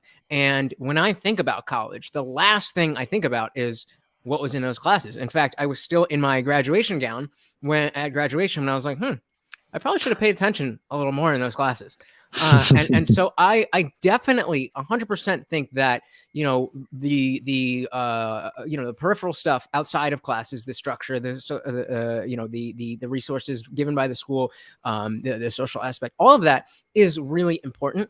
But I also think that, and this is similar to my religious position, that those things don't need to come from a high level university. We can create those things individually, and this comes back to the level of geographical communities and where we live, and we can have these type of communities if we understand that that they are important, and that college is something different than these experiences. Then we can create the two different things. And if you want to go and learn, then you can go and sit on and watch MIT lectures on YouTube or whatever. And if you want to, meet people that are like-minded and do business with, and whatever, there's areas for that too. And I think it's just that's a little ideal. Why do you think that? So let's say you're from the perspective of a recruiter or someone hiring at a tech company, you are going to have to parse through so many individual random co-ops, random organizations to try to figure out, all right, these are the people who have the skill set that I'm looking for any industry. Whereas colleges offer a heuristic that makes that a lot easier. For a big price tag, though. But they're running this through machine learning anyway. Everybody's resume is being run through some keyword search. And all the machine learning algorithms will come back to the same conclusion, which is recruiting from colleges is your best bang for buck. Right, but that's only because of the way that's what my point is, that if if society was structured where the benefits that come out that you're talking about, that the machine learning is picking up on, can be gained in an individual from somewhere other than college, then the degree itself and the college, the college experience, whether they went to college or not, becomes irrelevant. And it's the secondary what they got from college. You know what I'm saying? Yes, but I also don't necessarily know how that would be possible. Like, how do you create a system that gives all the same benefits of college in a guaranteed way? You don't. You have you parse out what is good about college. Then you have an institution that does this part. You have an institution that does this part. You have an institution that does this part, and they're separate. And you can, whatever you need. If I don't need a course list. I'm capable of finding information myself, and and checking that with authorities that will trust. And of course, nobody knows anything for certain, and there's bias and But compared to what I would say, just the average college goer, I don't feel that I gained as much from sitting in a class and listening to a teacher as maybe somebody whose learning style is that way.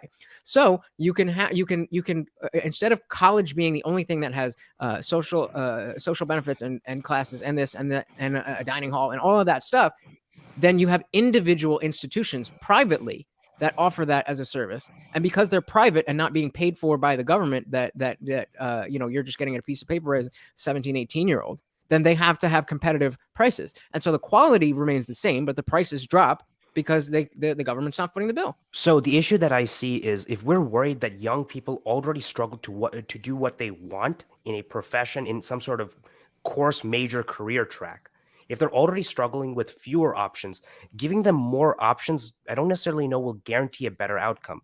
And on top of that, one of the issues with we can't guarantee an outcome either way. Well, we can guarantee average outcomes pretty well.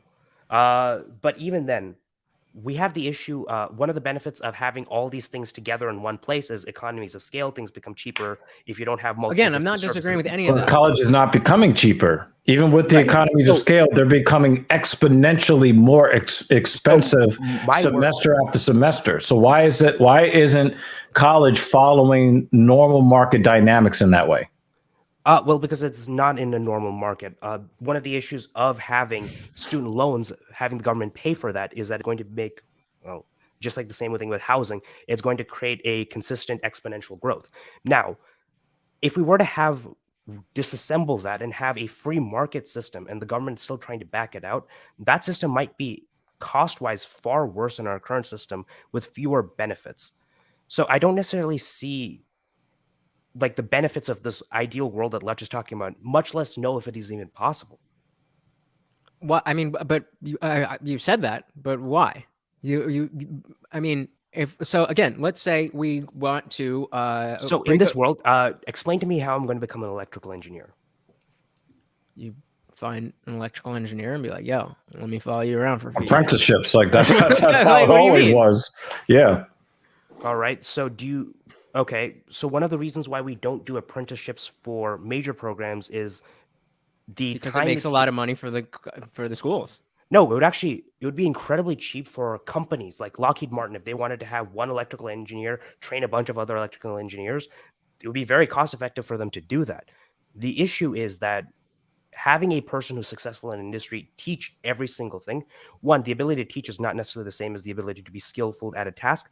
And on top of that, you're taking a lot of time to have one individual teach one specific skill task. Because if you're an electrical engineer, you're doing one task and you're hyper-specific, and you get incredibly good at that one specific task, not necessarily one where a person who's going into electrical engineering would be able to benefit if they didn't have the ability to look at other fields within that study.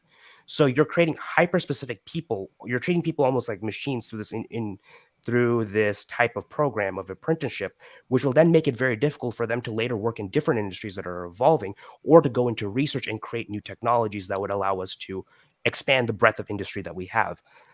Well, I'm going to push back on that directly. All right, go ahead. We have the opposite education system right now, which tries to make everybody the goddamn same. We're trying to make everybody, not even the jack of all trades, the seven of diamond of all trades. Like, everybody's ultra average. And then you get most people who are probably slightly below average. And so you don't get the benefit of people who are actually using their all of their talents, where their talents might be hyper specific, and then they don't get to really use those talents because they've been conditioned to get on the same corporate ladder as everybody else, to do the same thing on the same schedule as everybody else. How about that guy's really good at playing with wires and all that other shit? Send him to go do some hyper specific shit, and then he becomes the fucking master or whatever it is, and then like society benefits because he discovers something because he's super good at whatever that is. I think that we should open the options for people to be either below average at everything, or above average at a couple of things, or the master at one thing. We should have these options. And here's the other thing too, is that we don't need to get rid of just general education, general higher learning. If you want to get an experience, if you're not sure what you want to do, then we can still have a community college type of institution where they offer that kind of stuff. But because it's not a marketed trajectory for everyone, then only the people who aren't sure can go spend a little bit of money, get the experience and whatever they need to figure out, do I want to do this or do I not want to do this? And then they can go into a more specific thing. Instead of somebody who knows they want to be electrical engineer, as we were talking about before, has to take a bunch of gen ed courses and spending all this money and all that shit. So one of the issues with this frame is that Dr. Evil, the way that you framed college, I think, is a little disingenuous to one of the benefits of having a system which is, well, everyone's mediocre and at least one level of skill, which is having a strong foundation for most people allows individuals who are hyper skilled in one specific aspect to get much better. Most of the innovations that we have, whether it's in technology, whether it's in computer science, whether it's in mathematics, it's coming from universities, which then later on go into public corporations who use them in business-facing products or any other reason. Those innovations happen at the university level because universities are hotbeds for focusing on creating that generalized foundation, which is necessary to build new knowledge upon. Having someone be very hyper-skilled in one thing and only focus on that without building that general knowledge generally is not a good model for creativity, ingenuity, or innovation. And we have this well documented. Most of our innovations come from public universities and from corporations that partner with public universities. And the reason why they do that is creating a strong foundational basis. If you're an electrical engineer, that's going to be in mathematics, that's going to be in physics, that's going to be in these core concepts that general education will cover. And on top of that, understanding the different aspects. So one of the things that you have to do if you're a CS major is you have to take ethics courses, because the way that you treat people's data is going to be very important. You're going to have some foundational understanding of philosophy to be successful there or to be functional in that society. So in anywhere that you slice it, that general education is going to be necessary, and creating a platform where there's at least some standards mean that the people who are exceptional and above standards are the ones who can start moving the world forward. There's so MIT courses on YouTube.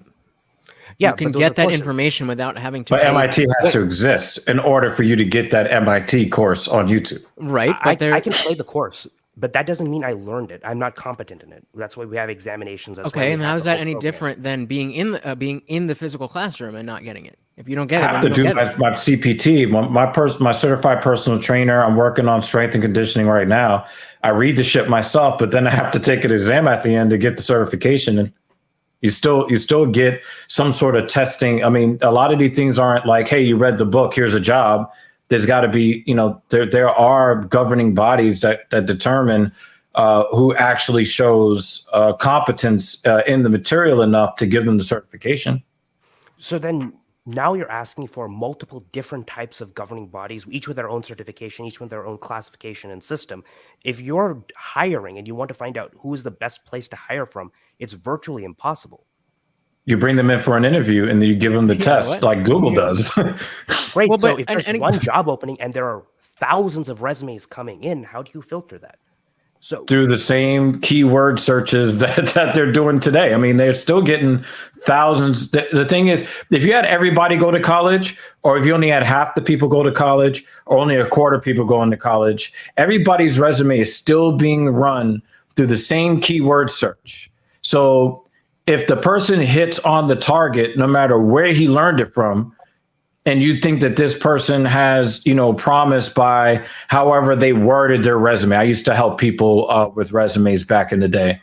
If the person had the perfect length of a resume and they knew just how to describe the task that they completed at every stop, their stops are going to be different. But if they can describe it in a way that makes sense, then you're going to bring them in for an interview. Doesn't mean you're going to give them the job, but that's what you have hiring managers for.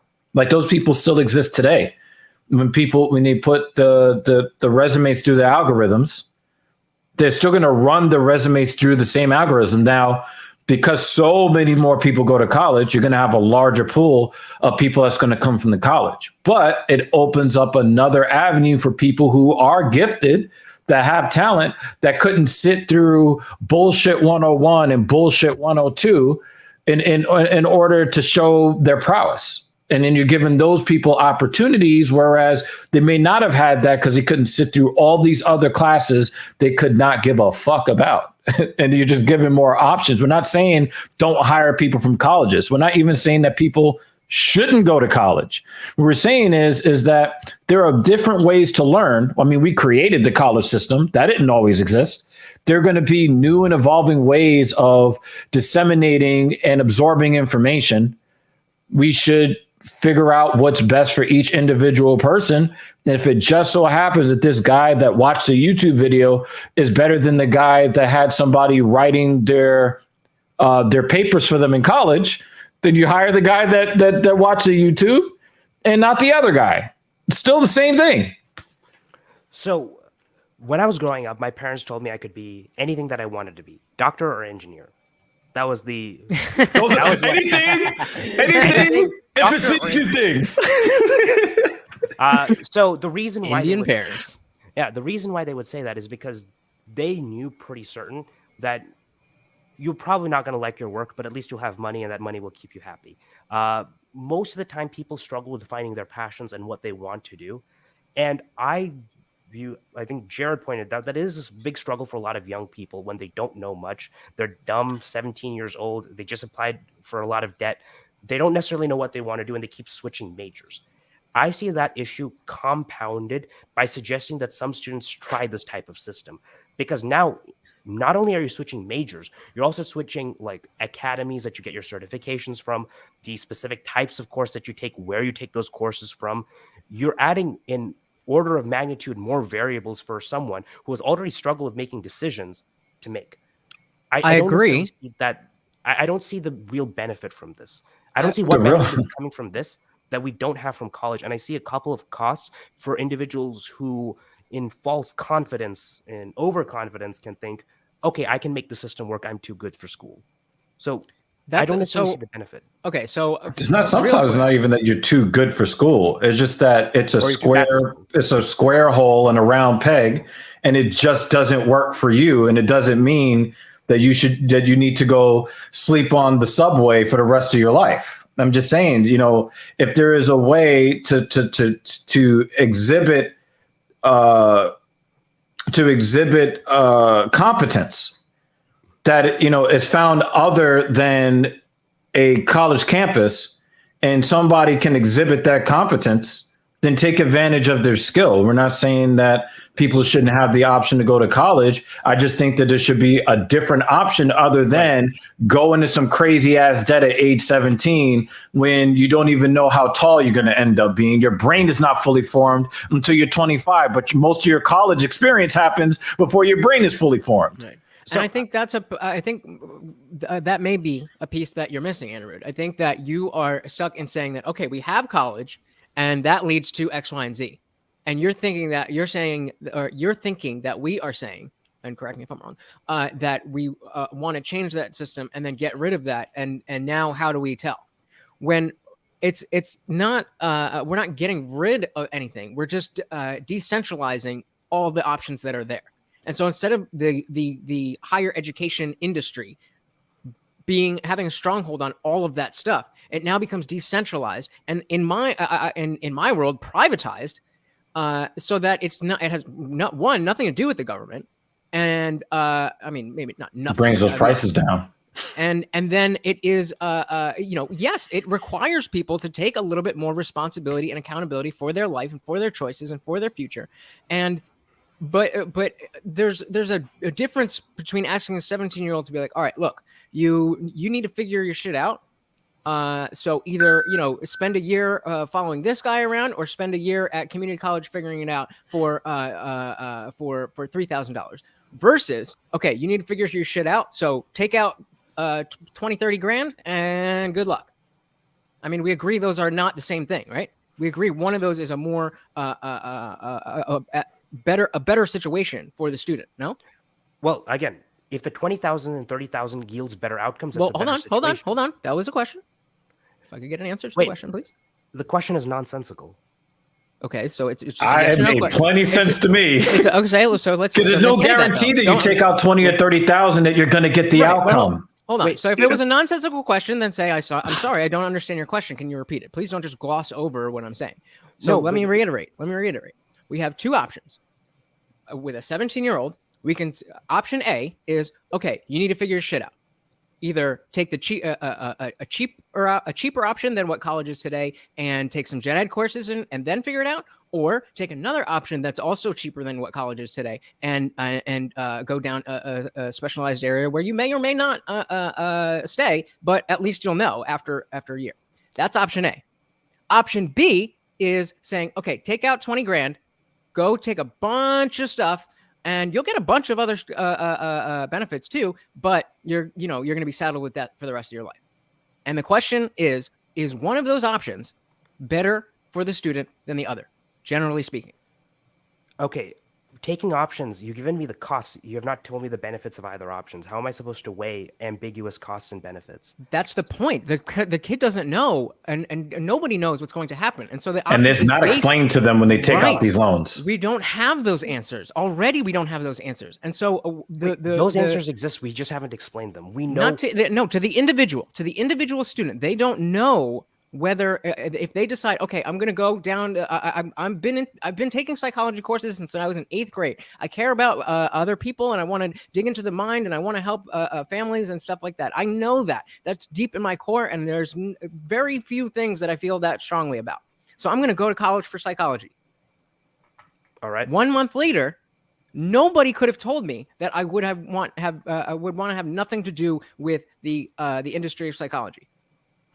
So it would have been a better option for me to have the option to dip my toes in being a therapist, or to say, okay, well, I think I want to do this, but let me get some other experience, and then I'll go do this, instead of having to dive in with both feet. All right. So I think we can find some sort of common ground and understanding of this. I agree with you that it's important that whenever you're making these decisions, that you have as much information as possible, so that 8-year-old version of you, or 18-year-old version of you who wanted to do psychology can understand this is exactly what the industry is like.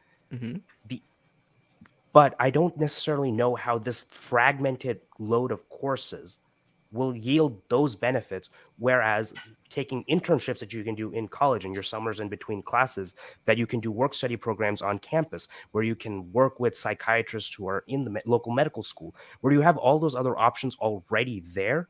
Why for a massive price and a lot of risk. That's the problem. If college only costs $2,000 a year, we would not be sitting here arguing about this.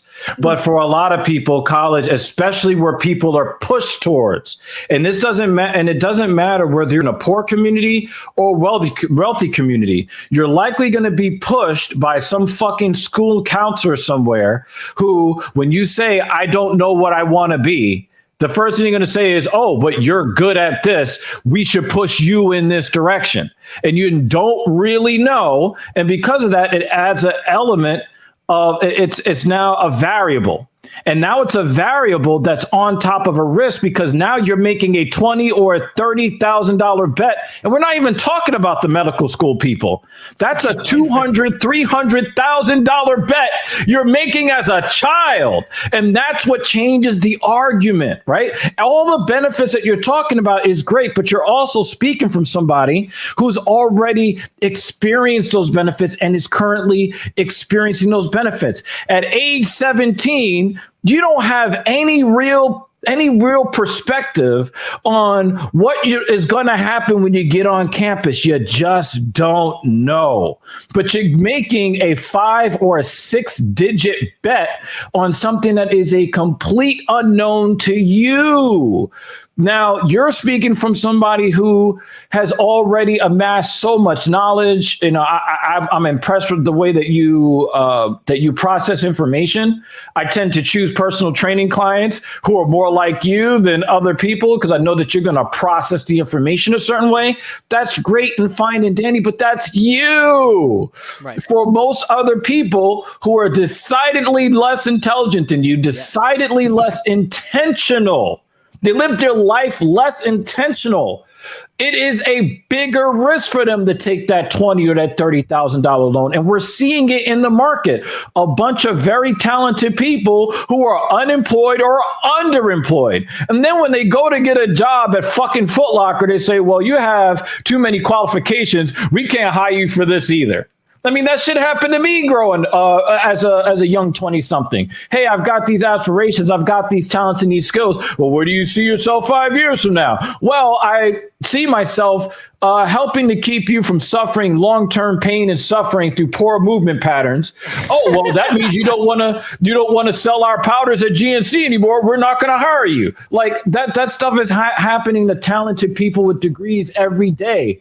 So when you look at how up in the air the market is for so many people, we're still going through the Great Resignation. And that's a whole bunch of college educated people who their lives are up in the air because nothing is guaranteed. A college degree guarantees you nothing. But you know what that $20,000 is a guarantee of, since there are no remedies for bankruptcy or to discharge that debt and clear your slate. There's none of that. There's only one constant: death, taxes, and that fucking student loan you took out, right? So that's where we're coming from with this, right? You can say, well, it's got all these benefits, but it's like at the end of it, if I took out $20,000 and 15 years later I owe $30,000, what the fuck? Like, I don't care about any of those things. A lot of people forget about that college experience.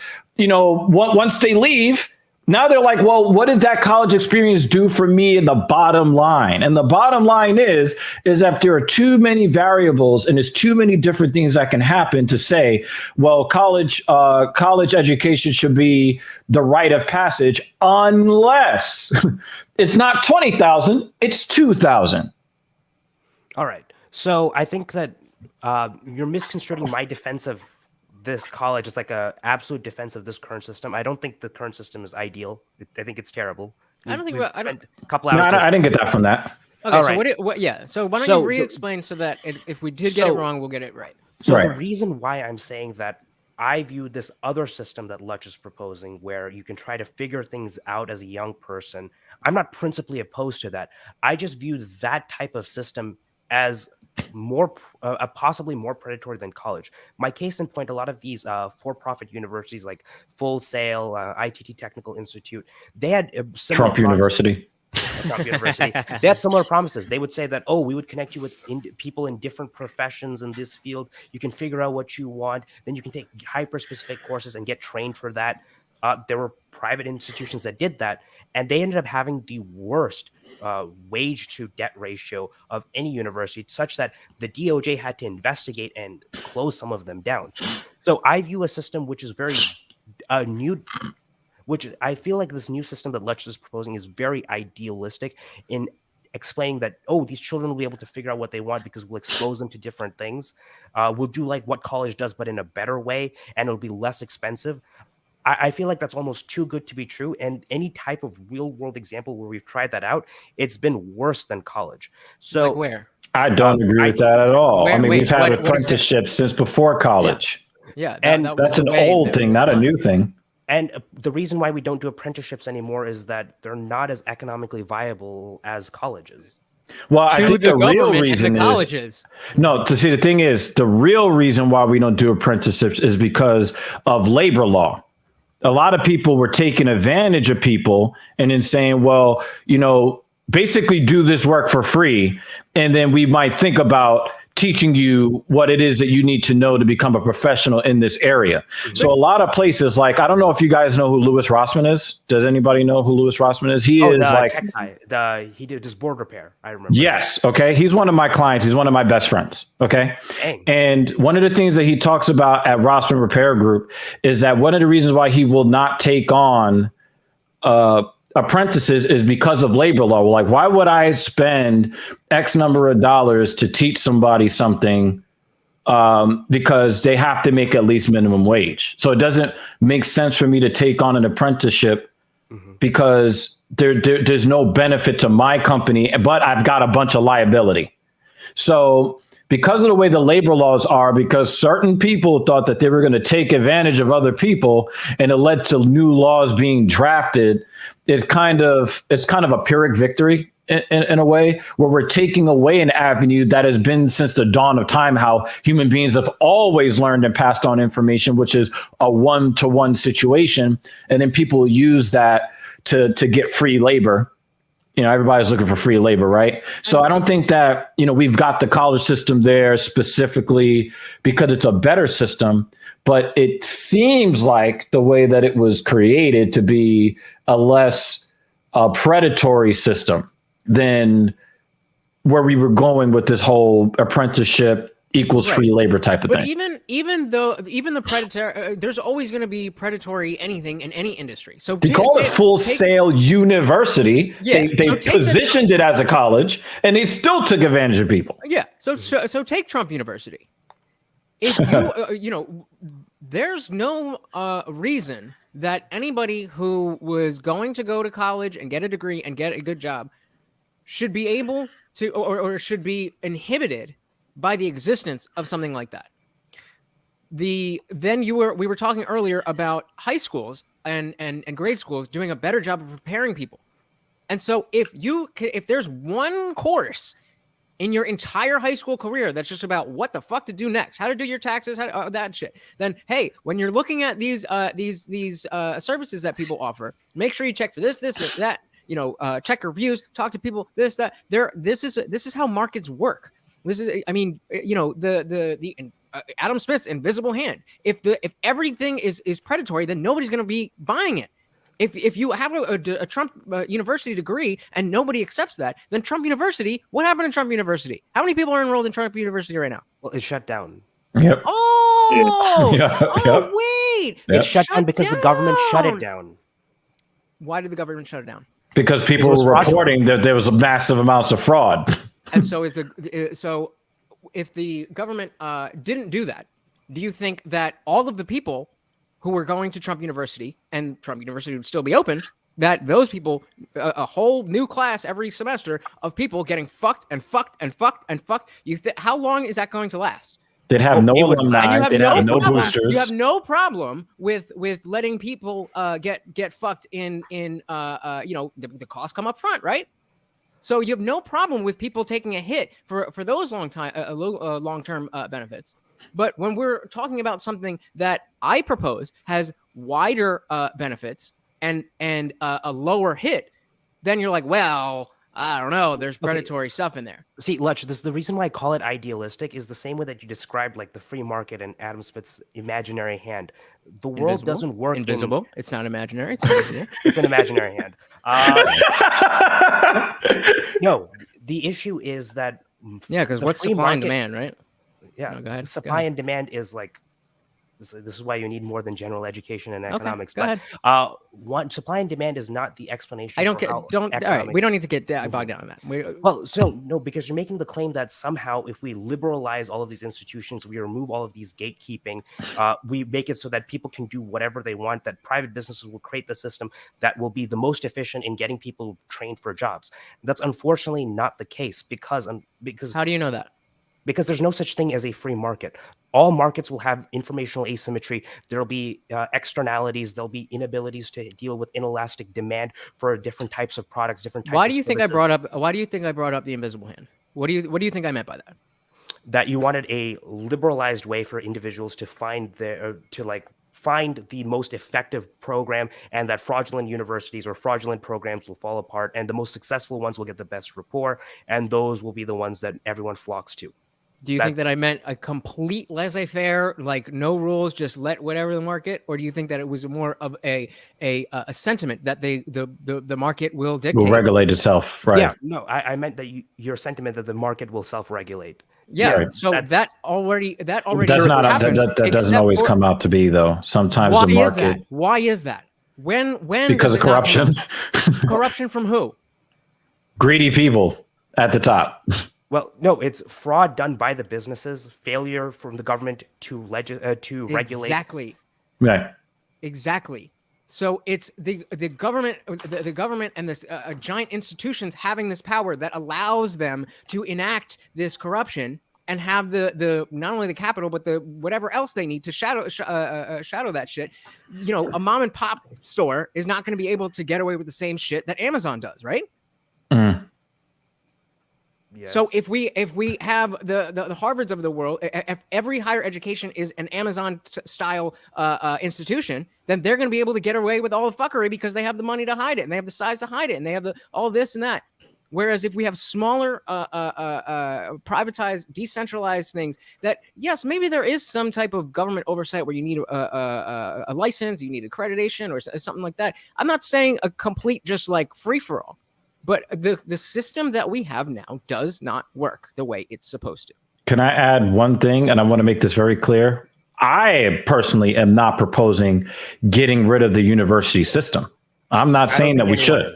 What I'm saying is that there should be other viable options where if a person can prove competency, that they are considered for the work that they are competent in. Doesn't matter how they prove the competency, as long as they prove it in a way that makes sense to you, as long as when you go to hire somebody that they can speak your company language after an onboarding. And so is that idealistic? So two things. One, hiring whoever you think is competent, regardless of they have a degree, that's itself not idealistic. But giving that expectation to children, saying that you can become competent, you can expect to be competent even without the degree, that is idealistic. Why? How is that any different than telling them they can become competent with the degree when we see how that's not the case? Or not always the case. Not always the case. It is obviously. Far more likely that an individual is competent with the degree than without the degree. So At if the what goal cost? is to... But also we don't have a lot of modern day reference points to say the people that don't have the degrees are not as capable because we haven't really allowed the space for that.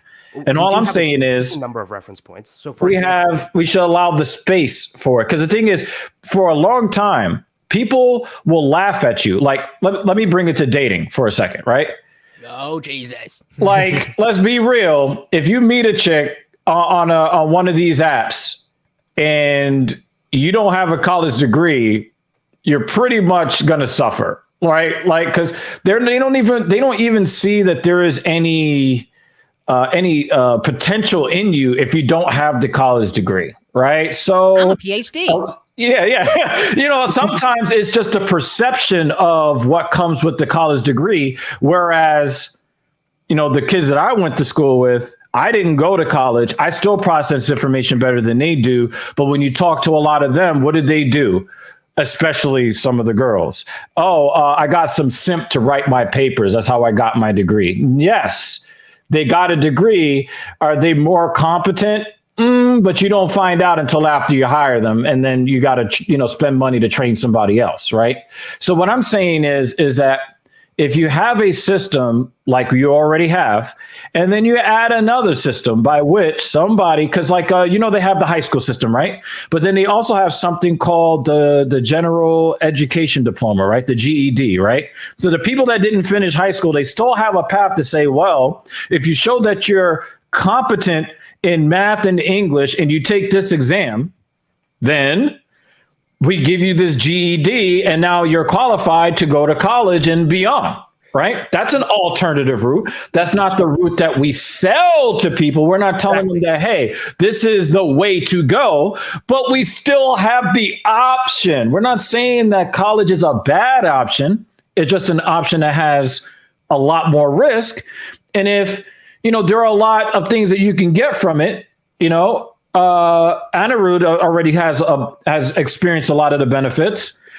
But if you're not there, should you have to sleep on the 2 train going up and down the west side of Manhattan, and that's your address? No, there should be something where if you can prove your competency, but you don't have the money, or you're not willing to take on the risk of a 20 or a 30 or a $200,000 degree, but you can prove that you're competent, you should at least have the opportunity. I'm not saying that we should sell it that way, but we should make it where we don't continue to keep having these barriers, especially for poor people, where they just don't have a shot. So I think I can agree with nobody's going to consider them.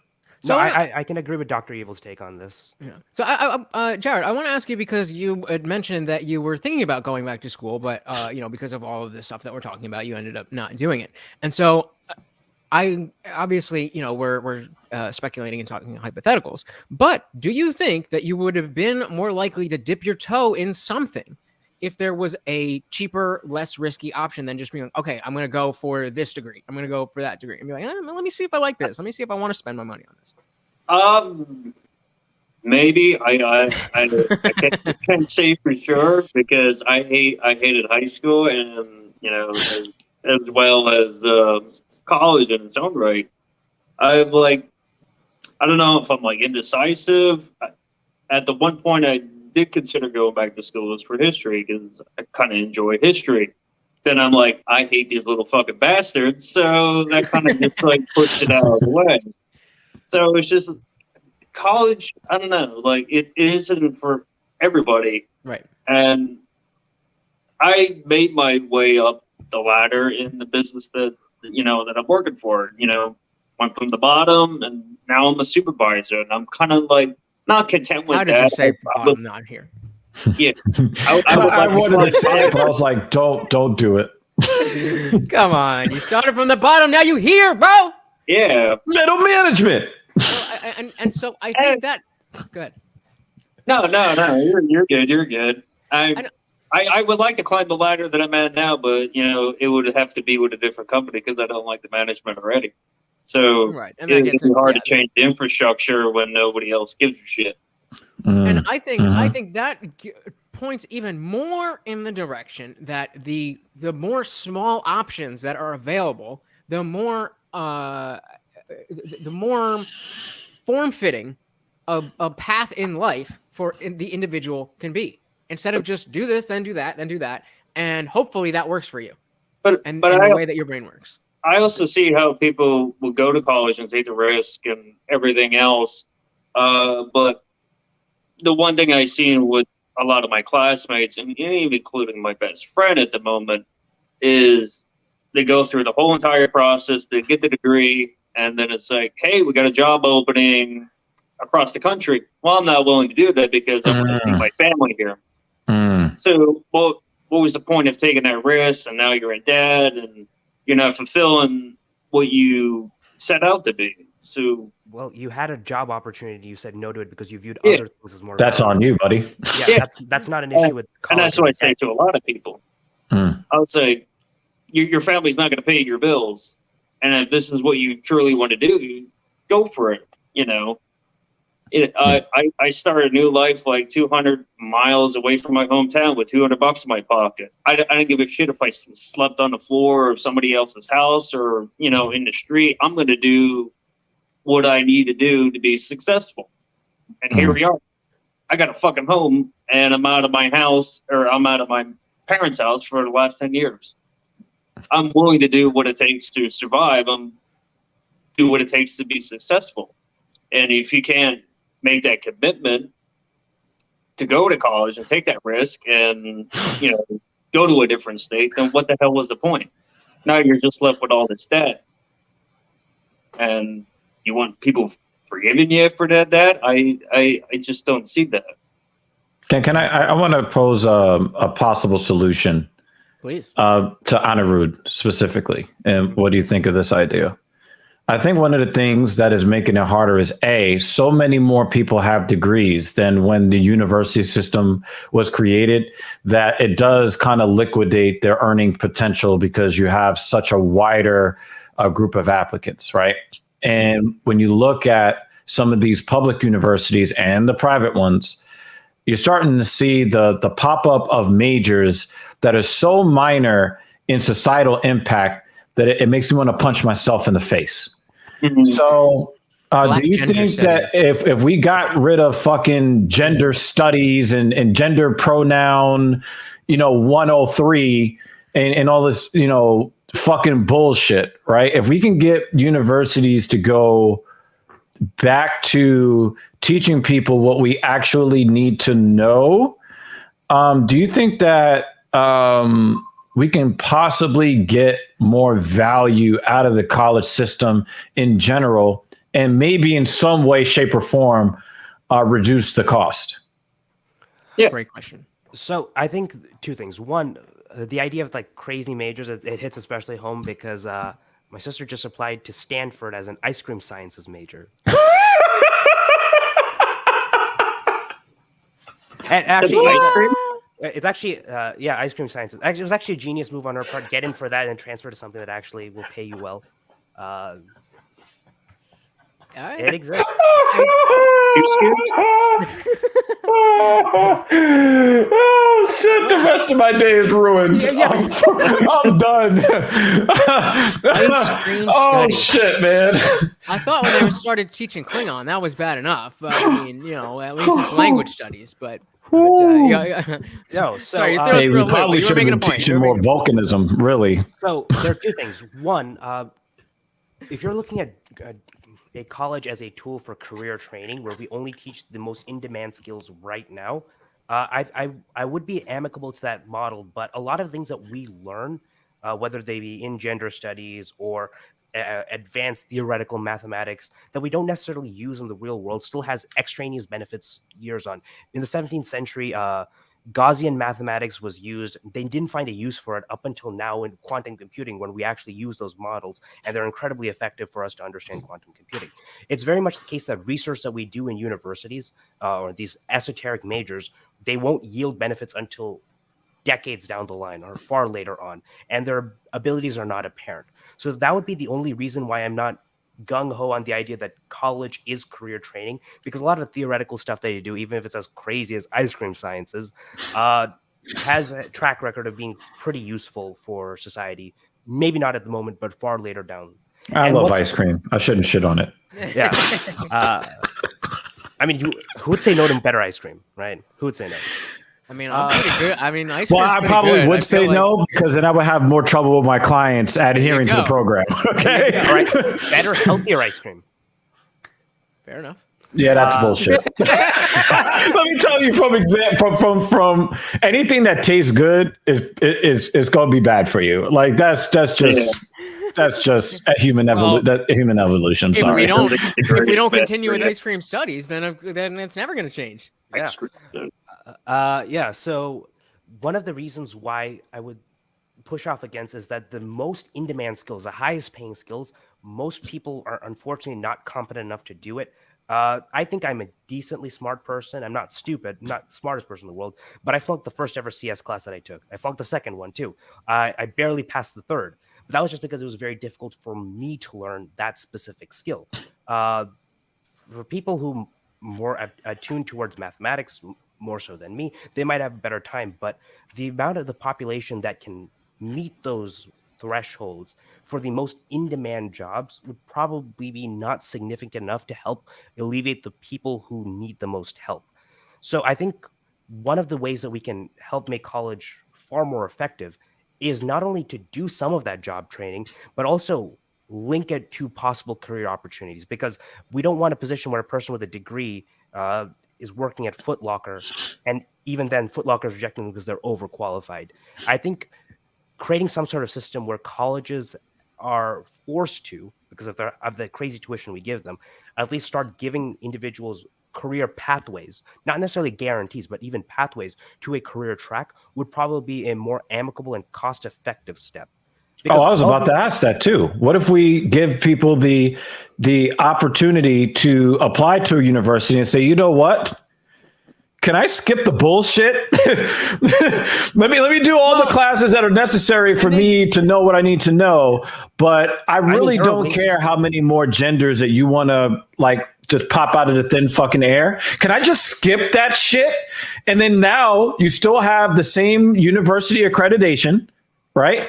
But maybe, and then I'm pretty sure that if you took the bare bones experience, that's going to cost less. Instead of maybe taking out a $20,000 loan, maybe it's a $12,000 loan. I think that's a little bit more palatable. Yeah. And I mean, they do have aptitude tests. I got to skip a math course and an English course, and I think a Spanish course because I just tested out of it. But yeah, I think every single course should have that option. If you can pass the final exam, then what the fuck do you need the class for? Sorry, surgeons, you got to take the whole fucking class. Sorry. If you're a surgeon, sorry. You got to take the whole fucking class. Some classes we will need people to do everything. Yeah, there's obviously, I mean, obviously, there's specific things where it's like, right. We're not talking about that. We're not talking about. I like the idea of like a credit by examination. I think that's a great idea. A lot of colleges I know do that. A couple that I do it as well. The only issue is for like upper level classes that are very specific. They're taught by an instructor, often an instructor with like a Wikipedia page or a PhD. They know what they're doing, and they're doing something highly esoteric within a mode of study. It's unexpected that anyone would be able to test out of that, but your basic core curriculum, I agree. I tested out of like, I think 45% of my core curriculum, and I found ways to skip the other 30%. We have those options already. I've never had to take a gender studies course. The worst I had to do was like an ethics course where they just said, respect people's pronouns. It's just a nice thing to do. That's as far as they went. I don't necessarily know if the world that you want is that far away. I agree. I don't think it's that far away. And I that's why it's like the pushing back against what I'm proposing is throwing me for a loop, because I feel like I'm proposing something that's not only rational, but cost effective and beneficial, and is does so in a way that's less disruptive than and I know we in this room have gotten past complete forgiveness, but it is more viable and less idealistic than just saying, yeah, those. I mean, it must be in the trillions of dollars that's been borrowed, and while we all know that's trillion. Okay, and that's outstandanding. So that means that there's way more that's been taken out, right? And even though we know it's all monopoly money, it still affects. How do you figure it's monopoly money though? Because it's having a real world. It's a real world impact on each of these people. Well, that's my point. Even though it's fiat currency, it still has that impact where you have to pay it back. You can't go. You can't do this, that, and the other. Because these people are not able to just flip the monopoly board. Oh hell yeah! When they want to, because they're still stuck with those bills. The government's paying, or the government's paying out monopoly money, but you got to pay back the real shit. That's the issue. So I mean, we've been going for a while now, and I think we've hit on a number of angles of this, and I'm really happy with how we've attacked this, and I think that at least personally, with a little bit more further reading, this might even be something that we could revisit. And so just in closing, I want to. I guess I just want to go around and, where did you come in and where are you coming out? That's kind of what I'm interested in. So, Dr. Evil, you want to start?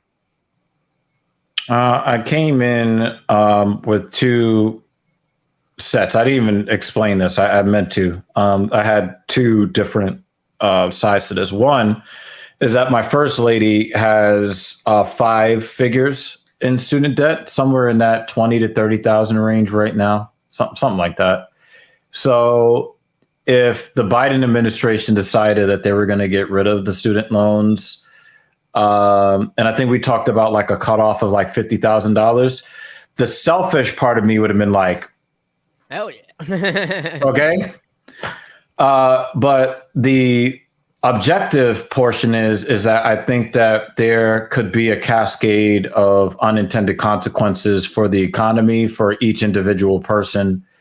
And I think that it needs a lot of study. But I also believe that we should take a lot of, if we're going to go down this path, I think that we should take away a lot of the red tape and a lot of the stuff that requires interpretation and just make it like this. People, you took out X number of dollars, you took it X number of years ago. By our calculations, and with 1% interest, you should have owed this amount of money at this time. If you paid more than that, you get a credit. If you paid less than that, you have a lower balance. You pay off, whatever the principal plus 1%. We don't completely devalue, because it also could be one of those things that it can further devalue the US dollar, which is that's not necessarily what we want at this point. So in order to stay away from the unintended consequences of just taking a cog out of the machine and hoping that the machine will still work, I would think that you leave the debts as they are, or you create a grant system that is funded by somebody who wants to fund it. But the general principle is the principal plus 1%, and then we square away whatever the difference is and then move forward from there. That's how I see it. Beautifully put. Beautifully put. I think personally, I think I'm right in line with you. I think that I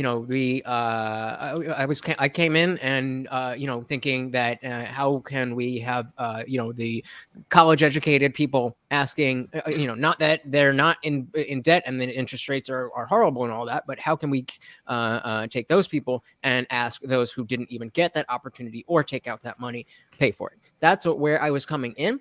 I think you did a good job of explaining to me the longer benefit or the longer term benefits, and I take your point. I do think that at some point there's because the system is fucked up, somebody's going to have to take a hit somewhere in order to fix it, and so it does make sense that if that the some sort of forgiveness leads to an overall benefit over time that is more or less unappealing than one more thing.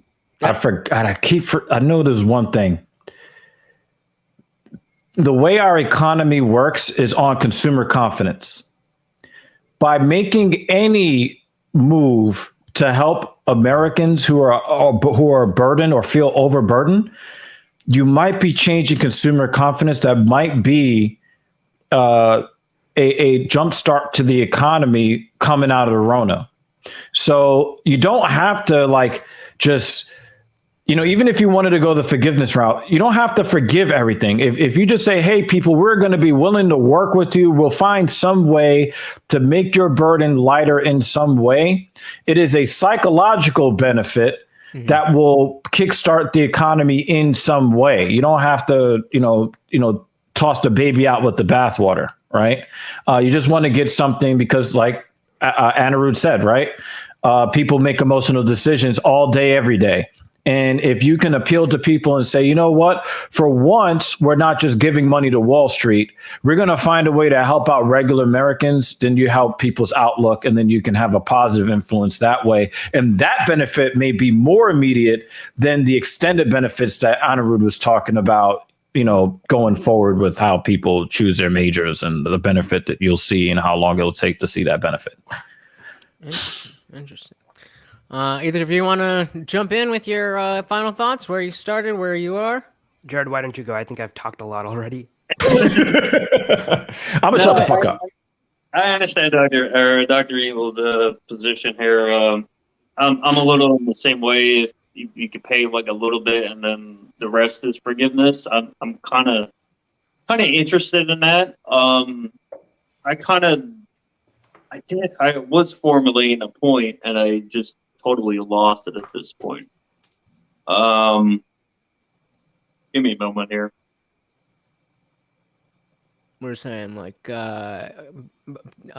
cutting down the costs and maybe not complete forgiveness. I would not forgiveness entirely. I don't think we should be throwing money away just for forgiveness. To me, I'd rather go to the source and why this is way too damn much, why this is so much. It's kind of like, getting a medical bill. Why is this so much? And, you're just throwing people in the den and they can never climb out of it. I think think attacking it at the source would be more beneficial in the long run. As much as we talked about the interest rates, the interest rates are part of the nail in the coffin there, and wonder why these classes are so expensive, and then they're also feeding you other classes. Why can't we just get, a flat rate? If I want to go do A, why do I have to take B, C, D, E, and F? I hear the arguments for the forgiveness, and I'd rather go for the direct source. Like I mentioned, why does this cost so damn much? And we can never dig anybody out of a hole with all these loans. So yeah, definitely. Yeah, if you don't get rid of the problem at the source, then the next generation is going to run into the same fucking problem. Yeah. All right, Anirudh, your camera good? Yep. Battery number 3? Yep. All right. You know it. All right, go for it. So going into this conversation, I was pretty sure that I would be able to. I was pretty sure that a simple top-down approach might be the most efficient in dealing with costs, and I still think that I hold on to that. But Dr. Evil definitely did point it out that oftentimes these systems do let a lot of young men fall through the cracks, and giving alternative methods and alternative pathways might be beneficial. Definitely don't agree with Lutch and the idea of having some sort of broader system just because it seems a little too idealistic. I don't necessarily know how that would work out or how that would be more cost effective. If anything, working within a current system and making it more efficient seems, unfortunately, the more lib take, but the more systematic approach to dealing with these, because I don't like backing up ideas that I can't prove empirically will have this type of benefit.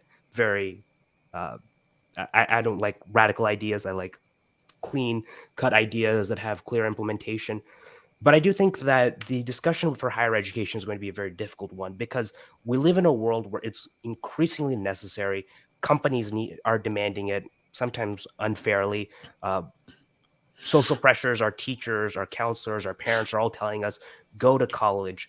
And unfortunately, they're telling us to do something without giving us the proper tools to do it effectively. And I view that any intervention that we have in policy is to make it so that more people can get educated, more people can find the best job for themselves, and hopefully live the best life possible. For some people, that might not even mean going to college and going into the trades. And I'm all for making trade schools as effective and affordable as possible. And I believe with the same thing, that I want Americans to be as prosperous as possible. So ultimately, I have some ideas, but I ultimately care about, at the end of the day, which will guarantee me the best outcome for my countrymen and for myself, and create a better economy for everyone. That's my goal here. Fair enough. I would say when it comes to fortune favors the bold. I like that you said that, because when you talk about more conventional ideas versus radical ideas, that's how we got looking through history. A lot of ideas that we find conventional today were radical yesterday. You know, it was a really radical idea. Abolishing slavery. Yeah, like, wow, no free labor. I don't get to just sit on my ass and wear white jackets. I think white jacket. I think that to Anirudh's point, there needs to be a lot of analysis to try to mitigate the effects of ideas that do, from the current vantage point that we have as a society, that seems radical. So I think that instead of people studying bullshit basket weaving, I think that if you want to talk about some of these non-empirical options within universities, how about having think tanks, right? Like, actually, instead of, some bullshit 1.0 something class, you have people who are there to, I don't know, like, have discussions like what we're having to try to find different perspectives from different people to get a different take on an old idea. right? I think I learned a lot from Anirudh today. Jared had a lot to offer, and Lutch, you had a lot of really great questions that I could not put in the same way. Like I was there with you in spirit, but I could not articulate it quite the same way you could because your perspective is different, right? So what do you guys think about having that as part? Because right now we've got think tanks for the people who are actively manipulating human psychology through marketing and media, right? They've got think tanks, right?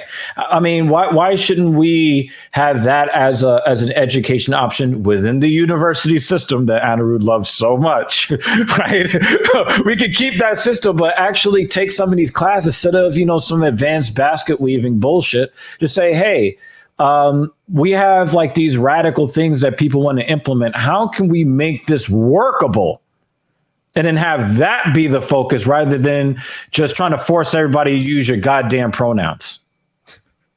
Yeah. And I as you are saying that, I'm realizing a big divide in this because it's more or less we want the same outcome. We want people to be, have good lives and to be able to do what they want to do to provide the life that they want to live. I mean, unless anybody doesn't want that. And so a lot of the disagreement seems to come from the level of trust in institutions, whether that be the government, the schools themselves, the whatever, and trust in the individual to make good decisions for themselves. And I feel that I probably I definitely fall more on the side of the individual in that sense, where we need at an individual level to be making good choices, to be making doing good things. And when that happens, that will build a stronger community that then becomes a feedback loop. And I definitely take the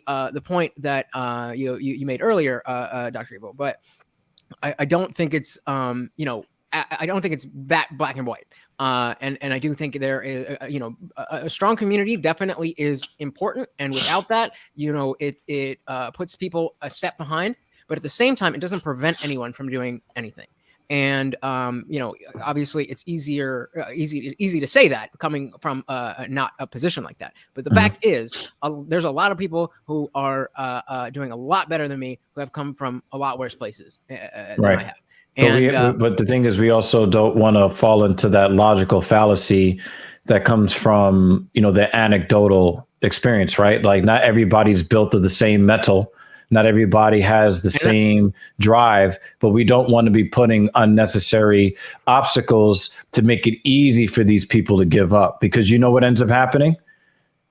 The people that they normally off in the commission of their crimes are normally the people who are productive, like the Anirudhs and the Lutches and the Jareds of the world. Those are the people that end up victimized when we just say, well, they didn't try hard enough, fuck them. They are going to make sure they make their problems your problem on some level. Yeah, no, and that's definitely a great point, and I don't want to downplay, the importance of community and the importance of that. I just want to additionally highlight that no matter how good or bad your community is, that individual responsibility and accountability is something else that also needs to have focus. I think this is a fantastic conversation, guys. This is too much fun. Yeah, I mean. Comment. Yeah, I think Dr. Evil sold me on weaving baskets. Wait till I tell you about underwater basket weaving. Oh, ooh. How about underwater breathing? Let's try that because I can't do it. I don't think anyone will pass that class. Until that's how we get innovation. a lot of full skillets. All right, so before we go too far off the rails, I want to make sure give you guys the floor to shout out your socials, YouTubes, all of that good stuff. We went that way. So Anirudh, how about you start us off? And the floor is yours. All right. My YouTube channel is The Dialectic with Anirudh Garg. My socials are basically Anirudh Garg Official. You'll find me some iteration of that. Also, if you find one of my socials, you can just click the link tree and find all of them. So I make it simple for you. I'm publishing a book. It'll be out hopefully by April, but delays, writing, it's tough. All sorts of stuff happening right now. I'm right now interested in creating video essays explaining very complicated ideas in economics and breaking down of UFC cards. I'll be releasing the breakdown of the latest UFC card, UFC 270, sometime either today or tomorrow. Please watch it if you're interested. Awesome. And that all the socials, the link to Anirudh's YouTube channel are in the description. Who was in the middle? Who wants to go next? I'll go next. Jared, floor is yours, buddy. You can find me on Facebook, Twitter, and Instagram at IDRYB. Purchase your copy of my psychological horror novel, The Serpent of Eden, where Hollywood actor Max Goodwill gets visited by the Man in Black in his dreams and causes him to hallucinate and become belligerent toward others. I'm hoping to have more content on my YouTube page, dealing with writing, being a little funny at the same time, hopefully in the next coming months at Jared S. Ido. And yeah, that's about it. Beautiful. Again, everything linked below. And before I throw it to Dr. Evil Genius, both of these men's books, we had a lengthy conversation about them in their own I Didn't Read Your Book podcast episodes. So be sure to, actually, I'll link those in the description when we're done. So scroll down, and if you like what they're saying, we've got more. And then Anirudh was also in the last 2 IDRYB lives. So there's plenty of content with these guys. And I am sure that Dr. Evil Genius will be with us again. And with that being said, the floor is yours for whatever you want to push. All right. Wow. Okay. I'm not as talented as these guys. They've got books. I don't. Okay. So, Neither do I. You can find me on Act.tv's platform. It is decidedly liberal. I do a show with Messiah Rhodes entitled Black Power Magic Hour. You can find us on Facebook, think Narsagram. There's Twitch. We also have a Twitter account too. But anyway, you can find us on Tuesday and Thursday evenings at 9 p.m. Eastern time on the Act.tv platform. So for Twitch, that would be twitch.tv/ACTDOTTV. My podcast platform that I do with Captain Paul is the Talking Shit podcast. It is a male directed platform. Basically to allow men to have conversations where, men have been asked to be quiet in society for the last 30 or 40 years. It is a platform for men to show appreciation for other men and for the women that also appreciate men to come join. We discuss a bunch of different topics. Some of the hot button stuff we are going to be reserving for Patreon so that we don't get banned. We also have a sub-brand underneath the Talking Shit podcast called the Filthy Casual MMA Watch Party, which we do for pretty much every UFC event that does not feature fighters that nearly kill their female partners with their bare hands. We do that every Saturday evening on the Talking Shit podcast YouTube channel. The link should be in the description. But we're also on Twitch at twitch.tv/TALKIN_SH_T. We use that same handle for most of social media. So if you guys want to come watch or become part of the panel during the live events as we're sitting there bullshitting and watch people get knocked the fuck out, you are free to do so. Also, I have a gaming channel, regular channel, Dr. Evil Genius. I play like a variety of games, mostly on Xbox Series X. So if you want to come hang out and talk some political shit while I get my ass whipped in some video games, you're also, welcome to do that as well. Doing a lot of shit.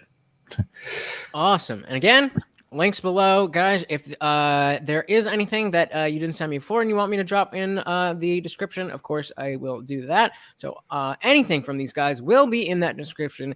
Thank you so much for joining us for another episode of IDRYB Live. I'm going to give my little thoughts after I drop these guys off, but I want to thank you guys each so much. I really, really, really enjoy this conversation, and we will definitely be doing this again.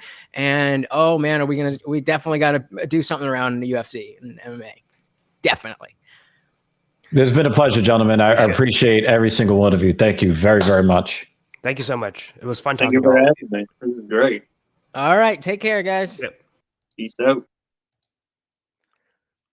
All right. So that was super fucking cool. I think that was a little bit more, I think that flowed a little better than last time. And, you know, the more that we do this, the better we're going to get at it. So the idea of, just some guys coming together and just talking shit and we don't really know anything. Like we're building. I told you we're building. We're building. We're getting better. We're doing this. And I'm excited and you should be too.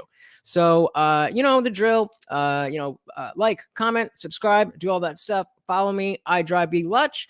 To just put a cap on my own personal thoughts, I really did, as I've talked about specifically Anirudh before. I think for a 21-year-old college student, he is very intelligent and he knows his econometrics very well. But I have I have made the criticism to his face, of course, that I think he is a little bit insulated.